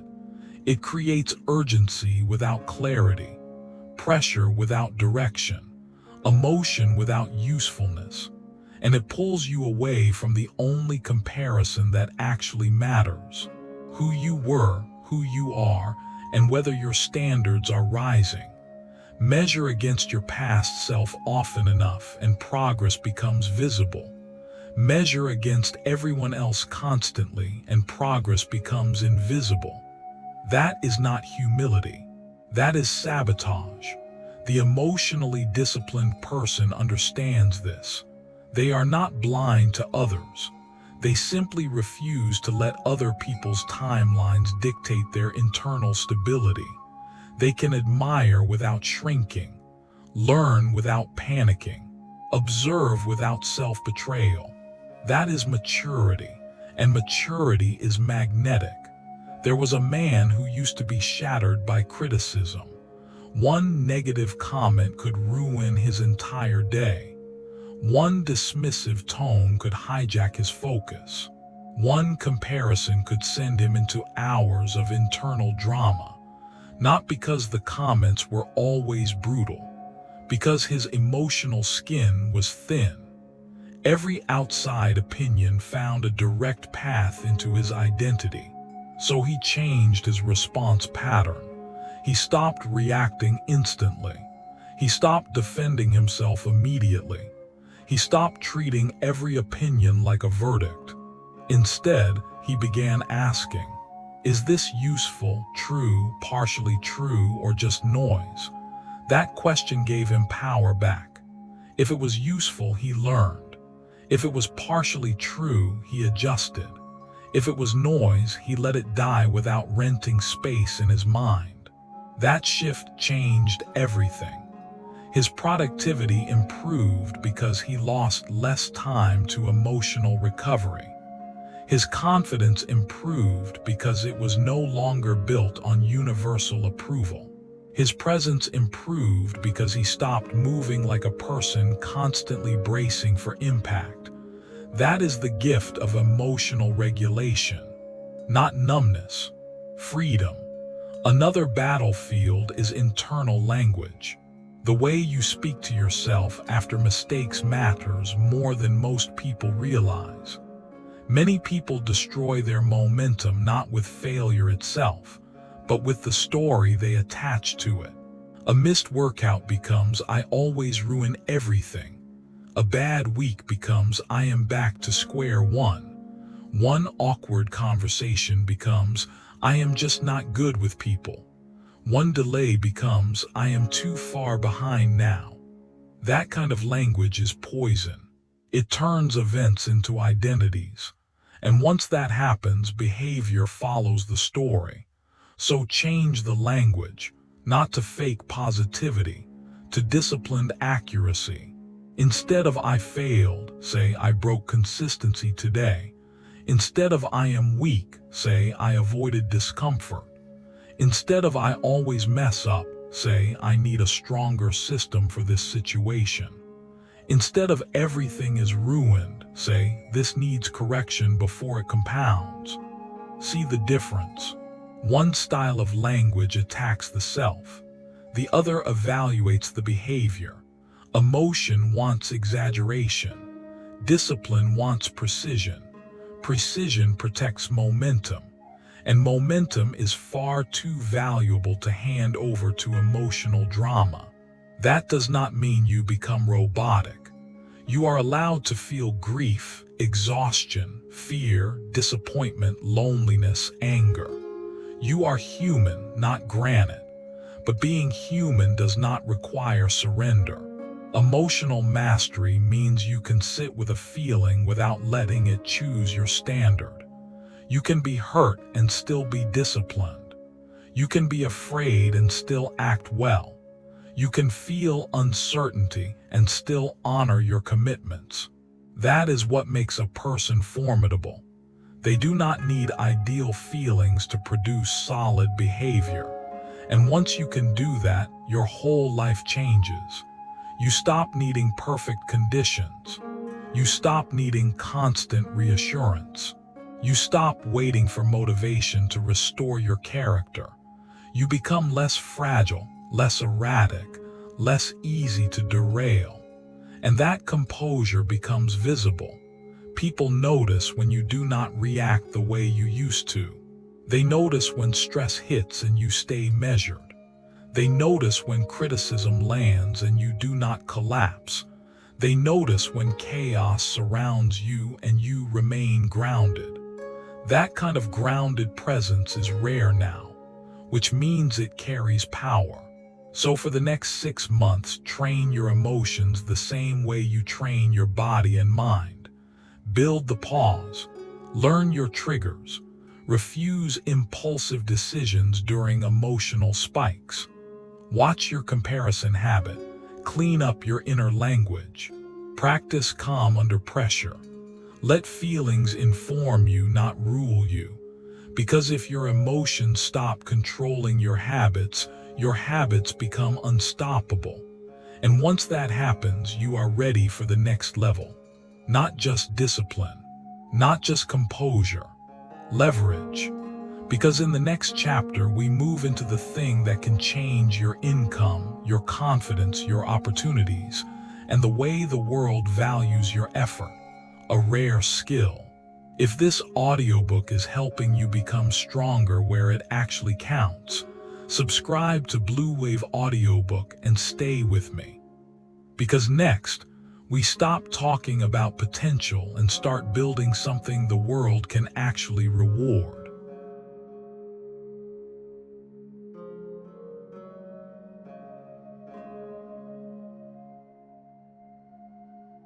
Chapter 7. Build a skill that makes you hard to ignore. You can quiet the noise. You can reclaim your days. You can strengthen your body. You can train your mind. You can control your emotions. You can become the kind of person who actually finishes what they start. All of that matters. But there comes a point where personal growth must stop being only internal and start becoming useful in the real world. Because discipline without direction becomes wasted potential. That is the brutal truth. A lot of people work on themselves in vague, noble, almost decorative ways. They become more inspired, more self-aware, more determined, more serious. But when life asks the obvious question, what can you actually do now that you could not do before? They do not have a strong answer. They have energy but not leverage, desire but not value, hunger but not a sharpened blade. And the world does not reward hidden potential for very long. It rewards useful ability. That is why this chapter matters. If you want to shock people in 6 months, do not only become more disciplined, become more capable. Build a skill that solves problems, creates value, earns attention without begging for it, and opens doors that used to stay closed. That is how your private transformation starts changing your external life. Not through hype, through competence. Competence is one of the most attractive forces in the world. Quiet, rare, undeniable competence. It speaks without noise. It does not need to announce itself every 5 minutes like a town crier who just discovered LinkedIn. It produces results. It creates trust. It changes how people see you, how opportunities find you, how money flows toward you, and how confident you feel when life gets serious.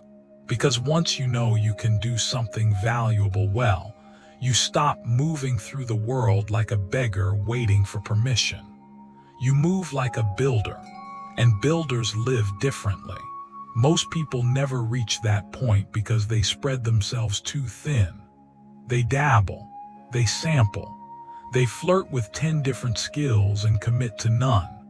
They watch tutorials, save resources, organize folders, make playlists, buy courses, and tell themselves they are learning. But information is not mastery, exposure is not skill, familiarity is not value. If you want 6 months to matter, you need depth. Choose one skill, not 10, not 3. One skill that matters enough to change your future if you actually build it. Maybe it is writing. Maybe it is programming. Maybe it is sales. Maybe it is video editing. Maybe it is marketing. Maybe it is design. Maybe it is public speaking. Maybe it is negotiation. Maybe it is copywriting. Maybe it is data analysis. Maybe it is using AI tools productively. Maybe it is a trade. Maybe it is language fluency. Maybe it is a business skill that makes you more useful, more independent, more employable, more valuable. The category matters less than the standard. The standard is this: if I dedicate 6 focused months to this, my life should become harder to keep small. That is the kind of skill you want. Not trendy just because strangers are shouting about it. Not glamorous just because it sounds impressive. Not random because you got excited for a weekend. Useful, transferable, valuable, connected to where you actually want your life to go, because skills are not just about income. They are about identity. A person with a valuable skill carries a different kind of confidence. Not fake confidence, not borrowed confidence, not the fragile sort built on compliments. Real confidence. The kind that comes from knowing I can create something useful, I can solve something real, I can earn through ability, not only hope. That changes a person. It changes how they think about time. It changes how they choose friends. It changes what they tolerate. It changes how they walk into interviews, meetings, projects, collaborations, and hard conversations. Why? Because competence reduces dependence. And dependence is one of the great hidden sources of fear. When you have no sharpened skill, you rely too much on external conditions being kind to you. You need someone to notice you, someone to pick you, someone to validate your potential, someone to give you a shot. And while there is nothing wrong with support, living entirely at the mercy of other people's choices creates a quiet desperation. You feel it when opportunities pass you by. You feel it when money gets tight. You feel it when someone more capable enters the room, and you realize you cannot yet compete at the level you imagined. That feeling can either crush you or wake you up. Let it wake you up, because the solution is not self-pity. It is skill. There was a young man working a job that barely challenged him and definitely did not reward him enough. He complained about being overlooked, complained about favoritism, complained about people with less character getting better opportunities. Some of his complaints were valid, but valid complaints do not automatically create a better future. So eventually, he asked the harder question. What ability do I have that the market actually values enough to change my position? At first, he hated the question because it exposed the gap between what he wanted and what he could currently offer. But once his ego calmed down, the answer gave him a direction. He chose one skill, digital marketing, not because it sounded cool, because it was practical, learnable, and useful in the kinds of opportunities he wanted. Then he did something most people avoid. He committed quietly. Every weekday, 2 hours after work, study, practice, apply, repeat. No posting about the grind, no dramatic speeches about the comeback, no fantasy identity, just reps. At first, nothing happened. That is the stage where most people quit because they want emotional proof before real proof exists. The work feels small. The progress feels invisible. Your output looks clumsy. Your understanding feels thin. You compare yourself to people 5 years ahead, and suddenly your beginner stage feels embarrassing. Good. That embarrassment is often the doorway, because skill building is humbling. It forces you to face your current level without excuses. It shows you exactly how much you do not know. It strips away fantasy and replaces it with process. Many people cannot tolerate that. They want to feel talented early. They want signs that they are special. They want a little magic. But skill does not care about your ego. Skill respects repetition. So he stayed with it. After a few months, his understanding sharpened. He could speak more clearly about the work. He could execute basic tasks with confidence. He built small projects, then better ones. Then results started stacking. A freelance opportunity appeared, then another. Within a year, his income had changed. More importantly, his self-image had changed. He was no longer just a frustrated person with potential. He was useful. That word matters more than most people realize. Useful people are hard to ignore. And if that sounds a bit harsh, good. Life is harsh in the places where wishful thinking fails. The market is not a feelings festival. Employers, clients, partners, collaborators, most of them eventually care about one question. Can you do something that helps? Can you produce value? Can you solve? Can you build? Can you improve? Can you sell? Can you organize? Can you communicate? Can you execute? A valuable skill gives you stronger answers. Now here is where many people make another mistake. They think learning is enough. It is not. Passive learning creates the illusion of progress while protecting you from the humiliation of performance. You watch videos, read threads, highlight books, take notes, feel smart. But until you apply the skill, you do not actually possess it. Application is the furnace. That is where gaps become visible. That is where confusion gets exposed. That is where real growth starts.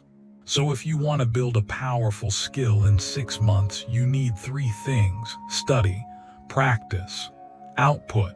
Study gives you principles. Practice gives you repetition. Output gives you proof. Miss any one of those and progress slows down.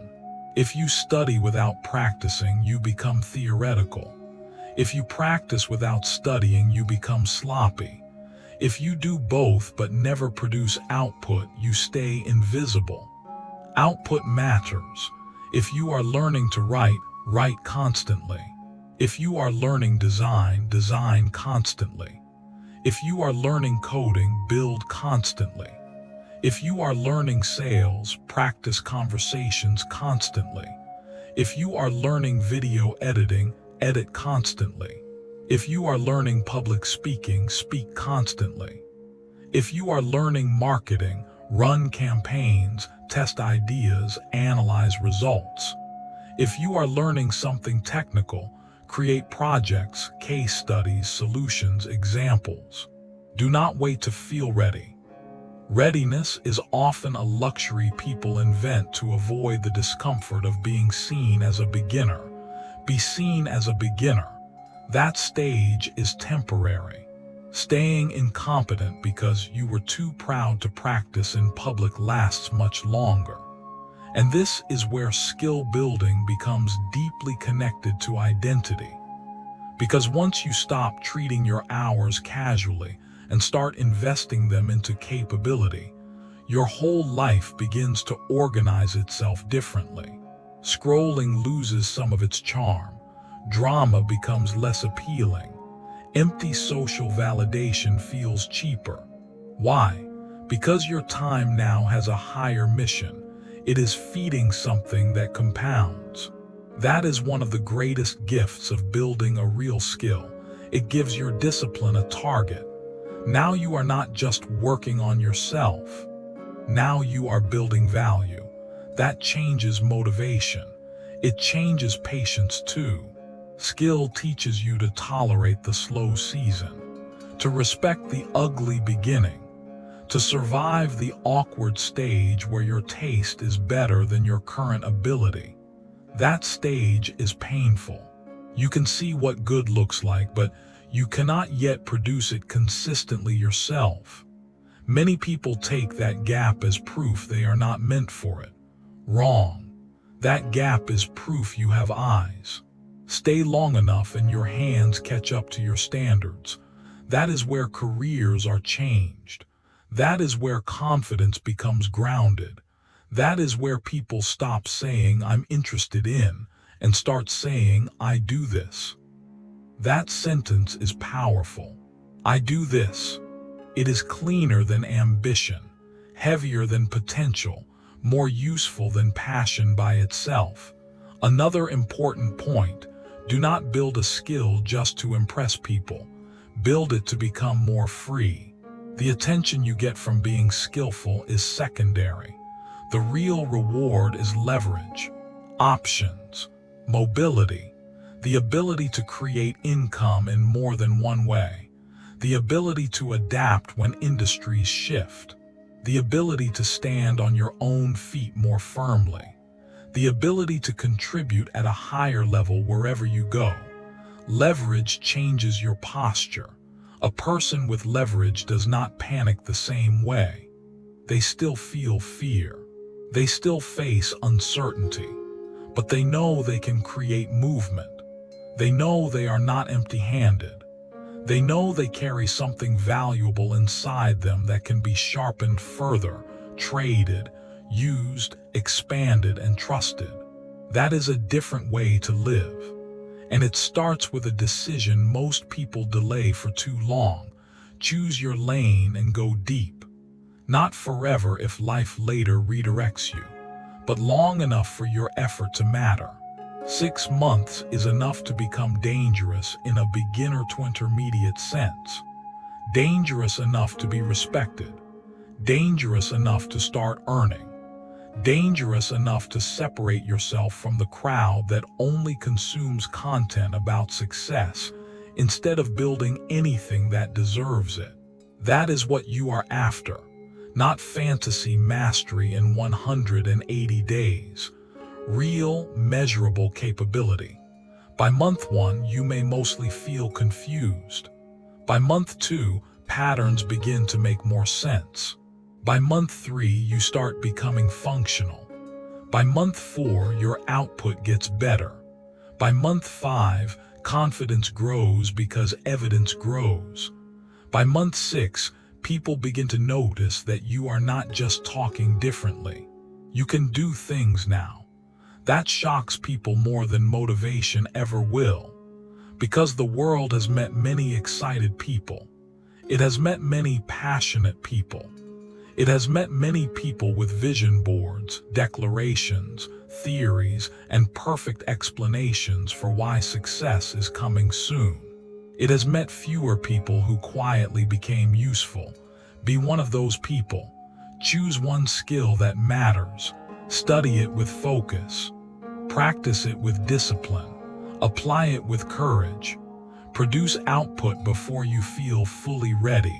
Let repetition turn confusion into competence. Let competence turn insecurity into grounded confidence. Let confidence turn dependence into leverage. Because once you have a real skill, your future stops feeling like a wish and starts feeling like something you can shape with your own hands. And in the next chapter, we move into the final layer, the force that decides whether all of this becomes temporary progress or permanent transformation. Your standards. If this audiobook is helping you rebuild yourself into someone the world can actually reward, subscribe to Bluewave Audiobook and stay with me. Because next, we raise the line so high that the old version of you can no longer survive beneath it.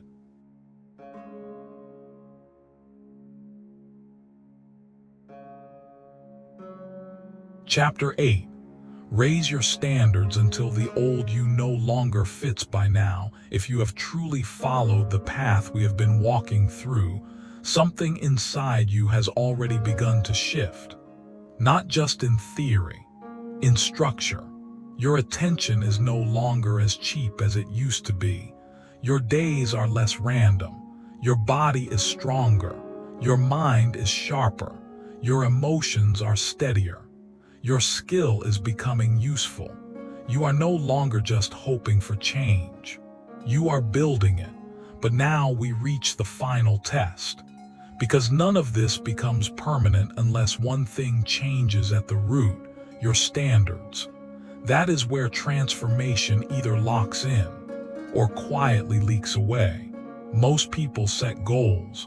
Very few raise standards. And that difference is massive. A goal says, I want to get in shape. A standard says, I train whether I feel like it or not. A goal says, I want to make more money. A standard says, I spend time daily building value instead of only consuming comfort. A goal says, I want to be calmer. A standard says, I do not let temporary emotion choose permanent behavior. A goal gives direction. A standard decides identity. That is why standards matter more. Goals can excite you for a week. Standards change what you tolerate, and what you tolerate decides your life. Read that again in your mind slowly. What you tolerate decides your life. If you tolerate distraction, you become distracted. If you tolerate inconsistency, you become unreliable. If you tolerate emotional chaos, you become unstable. If you tolerate weak effort, weak company, weak habits, weak thinking, weak excuses, then eventually weakness stops feeling like a problem and starts feeling normal. That is how people get stuck for years. Not because they are incapable, because they adjusted to a low standard and began calling it reality. That is why this chapter is so important.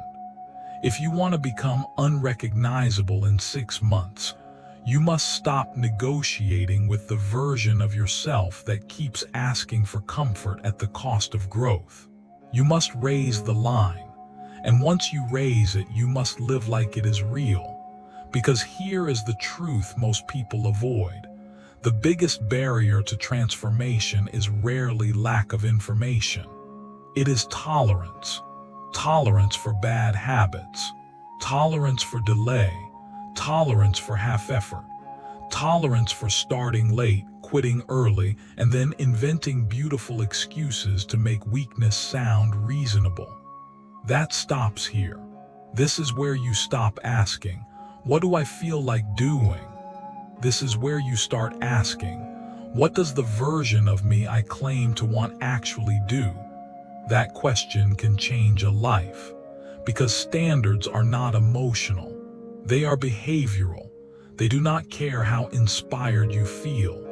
They do not wait for the stars to align. They do not ask your mood for permission. They simply set the line and expect your life to rise to meet it. That is why people with strong standards often seem different in a way that is hard to explain. It is not always their looks, not always their talent, not always their charisma. It is their refusal to live below a line they have already chosen. They do not need to debate every action. The standard has already answered for them. Do I train today? Yes. That is the standard. Do I waste this focus block? No. That is beneath the standard. Do I break a promise to myself because the day feels heavy? No. The standard remains. Do I let one emotional moment wreck a disciplined week? No. The standard is stronger than the spike. This is how strong lives are built, not by endless motivation, but by identity made visible through standards. There was a man who kept wondering why his life felt unstable even when he was trying. He had ambition. He had dreams. He had moments of effort, but his progress never held.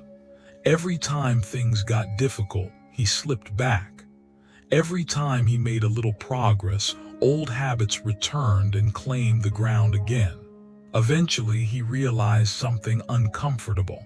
He had goals, but no real standards. He wanted discipline, but he still tolerated indiscipline. He wanted strength, but he still tolerated softness. He wanted growth, but he still tolerated distractions that fed the old version of him every single day. In other words, he was asking for a new life while still permitting the behaviors that built the old one. That contradiction destroys momentum, so he made a change. He stopped setting vague hopes and started defining non-negotiables. He trained 4 times a week, no debate. He protected 2 deep work blocks each day. No bargaining. He stopped checking his phone first thing in the morning. No exceptions. He limited useless noise. He finished what he started. He stopped entertaining excuses that sounded clever but produced nothing. And as these standards took hold, something strange happened. He did not feel freer at first. He felt challenged. Because raising standards always creates friction in the beginning. Why? Because your old identity does not die quietly. It argues, it negotiates, it bargains, it tells stories, it says things like, "You deserve a break. It's not that serious. You can restart tomorrow. One bad day doesn't matter. You've already done enough. Everyone else lives like this. Why make life so hard?" That voice sounds reasonable because it speaks in comfort's language. But comfort, when left ungoverned, does not create peace. It creates decay. That is the trick. People often mistake comfort for kindness. They think letting themselves slide is self-compassion. Sometimes it is just self-abandonment wearing perfume. Real self-respect looks different. Real self-respect says, "I care about you too much to let you keep shrinking. I care about you too much to let your lower impulses run your future. I care about you too much to let your standards stay weak while your dreams stay large." That is not cruelty. That is leadership. And at some point you must lead yourself.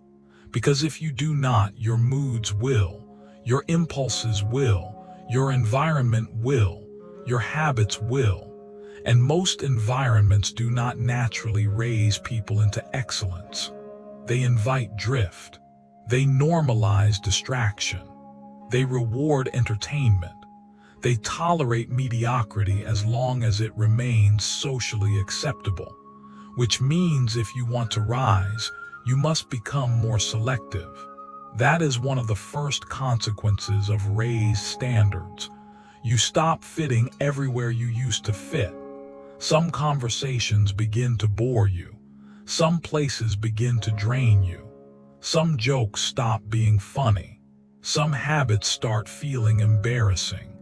Some people become harder to relate to, not because you hate them, but because you no longer want the same things from life. That part can feel lonely. Let it. Loneliness is not always loss. Sometimes it is evidence that your standards are creating separation from what used to keep you small. And separation is necessary. Not always forever, but long enough for your new identity to stabilize. Because if you raise your standards but stay fully immersed in environments that reward your old habits, the inner war becomes harder. Your surroundings matter. The people around you matter. The digital rooms you live in matter. The conversations you normalize matter. Standards are not only private declarations. They are reinforced or weakened by exposure. If you spend all your time around people who laugh at discipline, mock effort, worship convenience, and excuse every weakness, then holding the line becomes harder. Average becomes normal. Compromise becomes casual. Your vision gets blurred by repetition. But when you surround yourself, physically or digitally, with people, ideas, and environments that treat excellence as normal, your own standards rise more naturally. You stop viewing structure as extreme. You stop seeing discipline as punishment. You begin to understand something most people never fully grasp. High standards are not restrictive. They are liberating. Because low standards create messy lives. Low standards give you poor sleep, poor focus, poor health, poor follow-through, poor company, poor habits, poor boundaries, poor emotional control. They feel easy in the moment and expensive over time. High standards feel demanding in the moment and freeing over time. That is the trade. You can have easy now and difficult later, or difficult now and strong later. Choose. That is what this entire 6-month journey has really been asking of you. Choose. Choose what kind of person you will be when nobody is monitoring you. Choose what kind of effort you will tolerate from yourself. Choose what kind of body, mind, schedule, emotional pattern, and future you are willing to build. Choose what you will no longer excuse. Choose the line. Because once the line is real, something powerful happens. You stop negotiating with behaviors that used to own you. You stop turning every disciplined act into a court case. You stop asking whether you feel inspired enough to deserve consistency. You stop acting like your future should be built on mood. You simply live differently. And when that shift becomes real, it shows. It shows in how you enter a room. It shows in how you speak. It shows in what you laugh at and what you no longer entertain. It shows in how calmly you say no. It shows in how little drama you need. It shows in the strength of your body. It shows in the sharpness of your work. It shows in the steadiness of your reactions. It shows in your boundaries. It shows in your pace. It shows in your eyes. People notice standards even when you never announce them. That is what makes them so powerful. You do not have to declare your new life every 5 minutes like a royal messenger riding through the village square. In fact, the strongest standards are often silent. They reveal themselves through repetition, through consistency, through what you no longer do, through what you no longer tolerate. That quiet shift shocks people, because the world is used to loud intentions and weak execution. It is used to people saying big things and living small. It is used to promises that evaporate. It is used to temporary motivation dressed like transformation. But when someone quietly raises their standards and actually lives by them, the difference becomes impossible to ignore. They become calmer, cleaner, stronger, more precise, less available for nonsense, less easy to pull off course. And that is where being unrecognizable truly begins. Not in some dramatic cinematic moment, not in a sudden burst of luck, not in a speech, in repeated standards. That is why 6 months can change a person so deeply. It is long enough to make your standards visible, long enough for daily behaviors to reshape identity, long enough for the old excuses to start sounding foolish even to you, long enough for discipline to feel more normal than chaos, long enough for your former self to feel strangely unfamiliar. And yes, that former self may still visit. You may still hear the old voice. You may still feel the old pull. You may still have days where comfort argues loudly. But now there is a standard in the room, and the standard changes the conversation. Now the old voice does not get the final word. Now the lazy impulse has to face a stronger identity. Now the version of you that wants to shrink has to confront the version that has already decided to rise. That is growth, not the absence of temptation, the presence of a stronger law. So raise your standards, raise them in the morning, raise them in your work, raise them in your body, raise them in your thinking, raise them in how you speak to yourself, raise them in who gets access to your energy, raise them in what you consume, raise them in what you finish, raise them in what you allow to continue. Raise them until your old habits feel out of place. Raise them until distraction feels insulting. Raise them until inconsistency feels heavy. Raise them until half effort becomes unacceptable. Raise them until the version of you who once settled no longer feels like home. Because that is how transformation becomes permanent. Not by becoming someone fake, by refusing to keep living below your real capacity. And when 6 months pass, people may tell you that you changed. Let them. They will be right. You did change. You stopped tolerating what weakened you. You stopped making peace with your lower self. You stopped asking comfort to build a future it was never capable of building. You raised the line. And then quietly, relentlessly, you rose with it. If this audiobook is helping you build a life with more force, more clarity, and more self-respect, subscribe to Bluewave Audiobook and stay with me. Because in the next part, we bring everything together. The silence, the discipline, the body, the mind, the emotional control, the skill, the standards, and turn it into the final message that decides whether these next 6 months become another fantasy or the season that changes your life.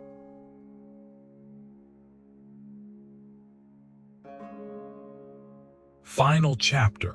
6 months from now, you either meet your new self or your old excuses. 6 months from now, the calendar will not care what you meant to do.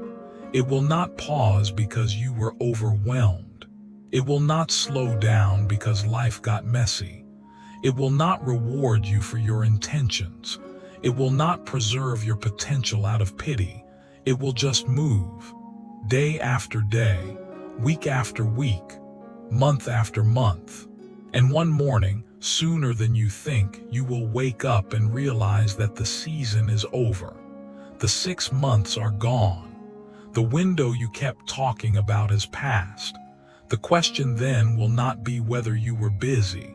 Most people are busy. The question will not be whether life was hard. Life is hard. The question will not even be whether you wanted change badly enough at certain emotional moments. The real question will be this: what did you become while time was moving?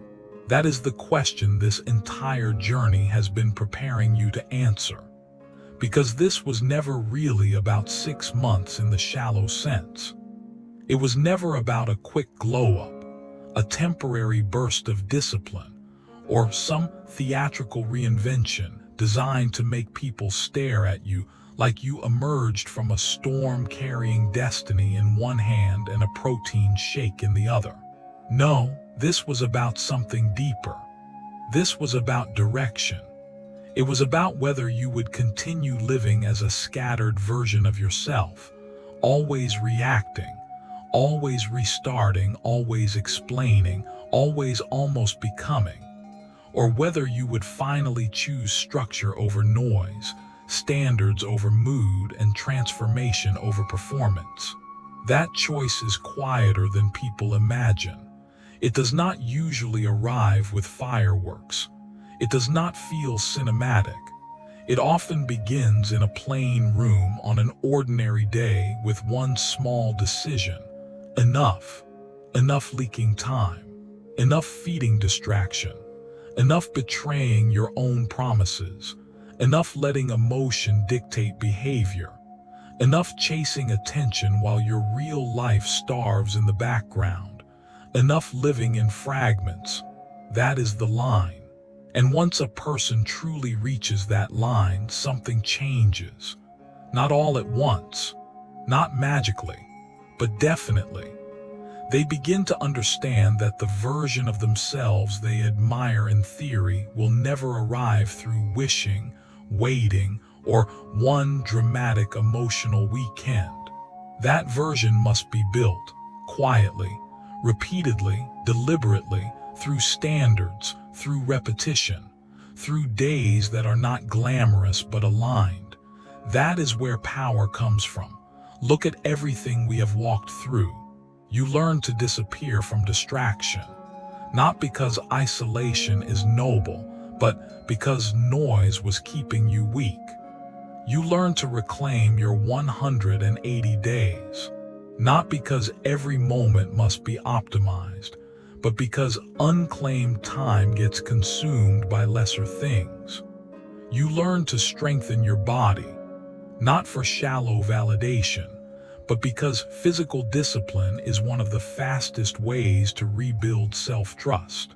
You learn to train your mind, because a sharper life cannot grow out of a cluttered mental world.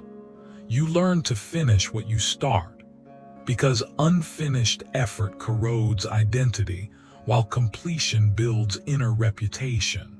You learn to master emotion, because feeling deeply is human, but being ruled by every feeling is a prison. You learn to build a rare skill, because competence creates leverage, and leverage changes how life responds to you. And finally, you learn to raise your standards, because what you tolerate becomes what you live with. None of these things are random. They form a structure, a new inner architecture. That is why this was never motivation. Motivation is emotional weather. What we built here is a framework, something steadier, something you can carry into ordinary days, into days when you feel strong, into days when you feel doubtful, into days when nobody notices your effort, into days when the result still has not appeared yet, into days when the old identity comes back whispering that maybe you should just relax, delay, scroll, restart next Monday, or return to the easier version of yourself. That old version will speak. Expect it.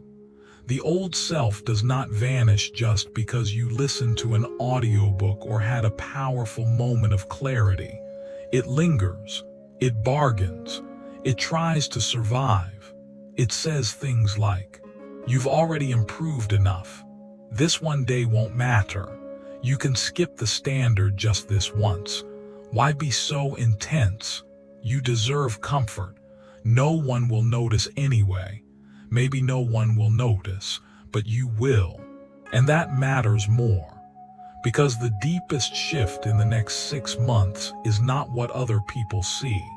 It is what you begin to know about yourself. You begin to know that you can keep a promise after the excitement dies. You begin to know that your focus can be protected. You begin to know that your body can carry more than it used to. You begin to know that your mind does not have to obey every thought. You begin to know that your emotions can be felt without being followed. You begin to know that your effort can create useful value. You begin to know that your standards are no longer a joke you tell yourself at night and forget by noon. That knowledge changes a person. It changes posture. It changes voice. It changes the speed of your decisions and the quality of your boundaries. It changes what you tolerate from yourself and from other people. It changes what kind of future feels possible. This is why 6 months can be so powerful. Because 6 months is long enough for repeated behavior to stop feeling like effort and start feeling like identity. Long enough for your calendar to turn into evidence. Long enough for your private choices to become visible in your body, your work, your language, your energy, your confidence, your discipline, and your calm. That is what shocks people in the end. Not that you changed in one dramatic explosion, that you changed in silence and stayed changed. That is rarer. Most people know how to get excited. Fewer know how to remain aligned. Most people know how to start. Fewer know how to continue. Most people know how to announce. Fewer know how to build. Be one of the fewer. Because 6 months from now, one of two things will happen. You will either meet a version of yourself who feels stronger, clearer, calmer, more capable, more disciplined, more valuable, and more self-respecting. Or you will meet another layer of excuses, another story about why it was hard, another explanation about how life got in the way, another season lost to distraction. Another cycle of I know what I should be doing. Another half year of being almost ready. That is the real cost. Not just lost progress, lost identity, lost trust in your own word.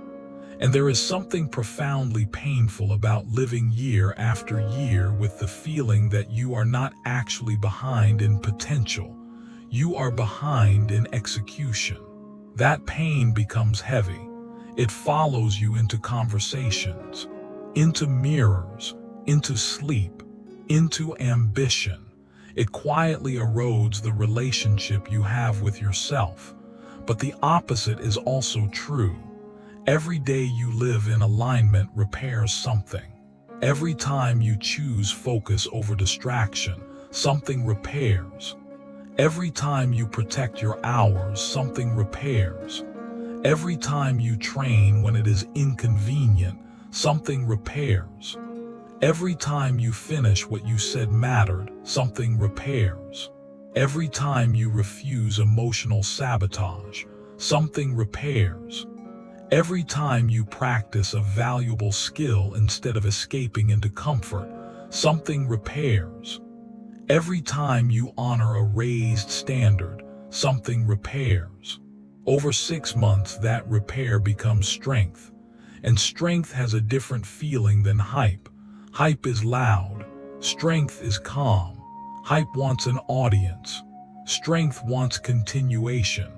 Hype collapses when attention leaves. Strength keeps going in private. That is what you are after, not a temporary high. A durable self, a self that can carry more, a self that does not need constant reassurance, a self that stops asking the world for permission to become serious, a self that can walk into the next season with evidence instead of hope alone. So let us make this practical. Do not leave this final chapter as emotion. Turn it into action immediately. In the next 72 hours, begin the shift. On the first day, remove one major distraction. Not reduce it. Remove it or lock it down hard enough that it stops ruling you. On the second day, create one protected focus block and use it fully. No phone, no switching, no little just 1 second betrayals. One block, complete. On the third day, move your body with intent. Train, walk, run, lift, stretch, something real, something deliberate, something that reminds your system that discomfort is no longer your master. Then keep going. Choose your skill, choose your standards, choose your hours, choose your line. You do not need to rebuild your entire empire in one sunrise. That is fantasy. You need momentum. And momentum comes from repeated, clear actions done before the old self regains control. That is the beginning. And do not announce too much. Let people underestimate you. Let them think nothing major is happening. Let them assume you are still the same. While they guess, you build. While they talk, you execute. While they scroll, you sharpen. While they drift, you direct. Then one day the difference becomes obvious. You walk differently. You sit differently. You think differently. You recover differently. You speak with more precision. You react with less chaos. Your body holds more strength. Your mind holds more depth. Your work holds more value. Your time holds more purpose. That is when people start using the phrase they always use when someone finally stops playing with their own life. You've changed. Yes, you have. But here is the truth they will not fully see. You did not become someone else. You removed what was weakening who you already could have been. You removed distraction. You removed leakage. You removed scattered effort. You removed emotional self-sabotage. You removed weak standards. You removed unfinished cycles. You removed too much noise from the command room of your life. What remained was force. What remained was discipline. What remained was clarity. And clarity is powerful. Because once a person becomes clear, the world feels different around them. Less noisy. Less seductive, less capable of dragging them off course. Their choices become cleaner. Their days become more intentional. Their confidence becomes less theatrical and more rooted. They no longer need to keep proving they are changing. Their life starts proving it for them. That is what I want you to remember. 6 months is not small. 6 months is not nothing. 6 months is not just a little time. 6 months is enough to alter your trajectory, enough to change your habits, enough to shift your body, enough to deepen your skill, enough to restore self-trust, enough to become calmer under pressure, enough to stop needing noise, enough to become someone your old excuses can no longer command. But only if you treat it like a real season, not a passing mood. So here is the final invitation. Do not leave this as inspiration. Leave with a decision. A real one, a line in the mind, a standard in the day, a block in the schedule, a commitment in the body, a direction in the work, a refusal in the soul. 6 months from now, meet a version of yourself you are proud to recognize. Not because they are perfect, because they are built. If this audiobook has spoken to the part of you that is tired of drifting and ready to build with intent, subscribe to Bluewave Audiobook.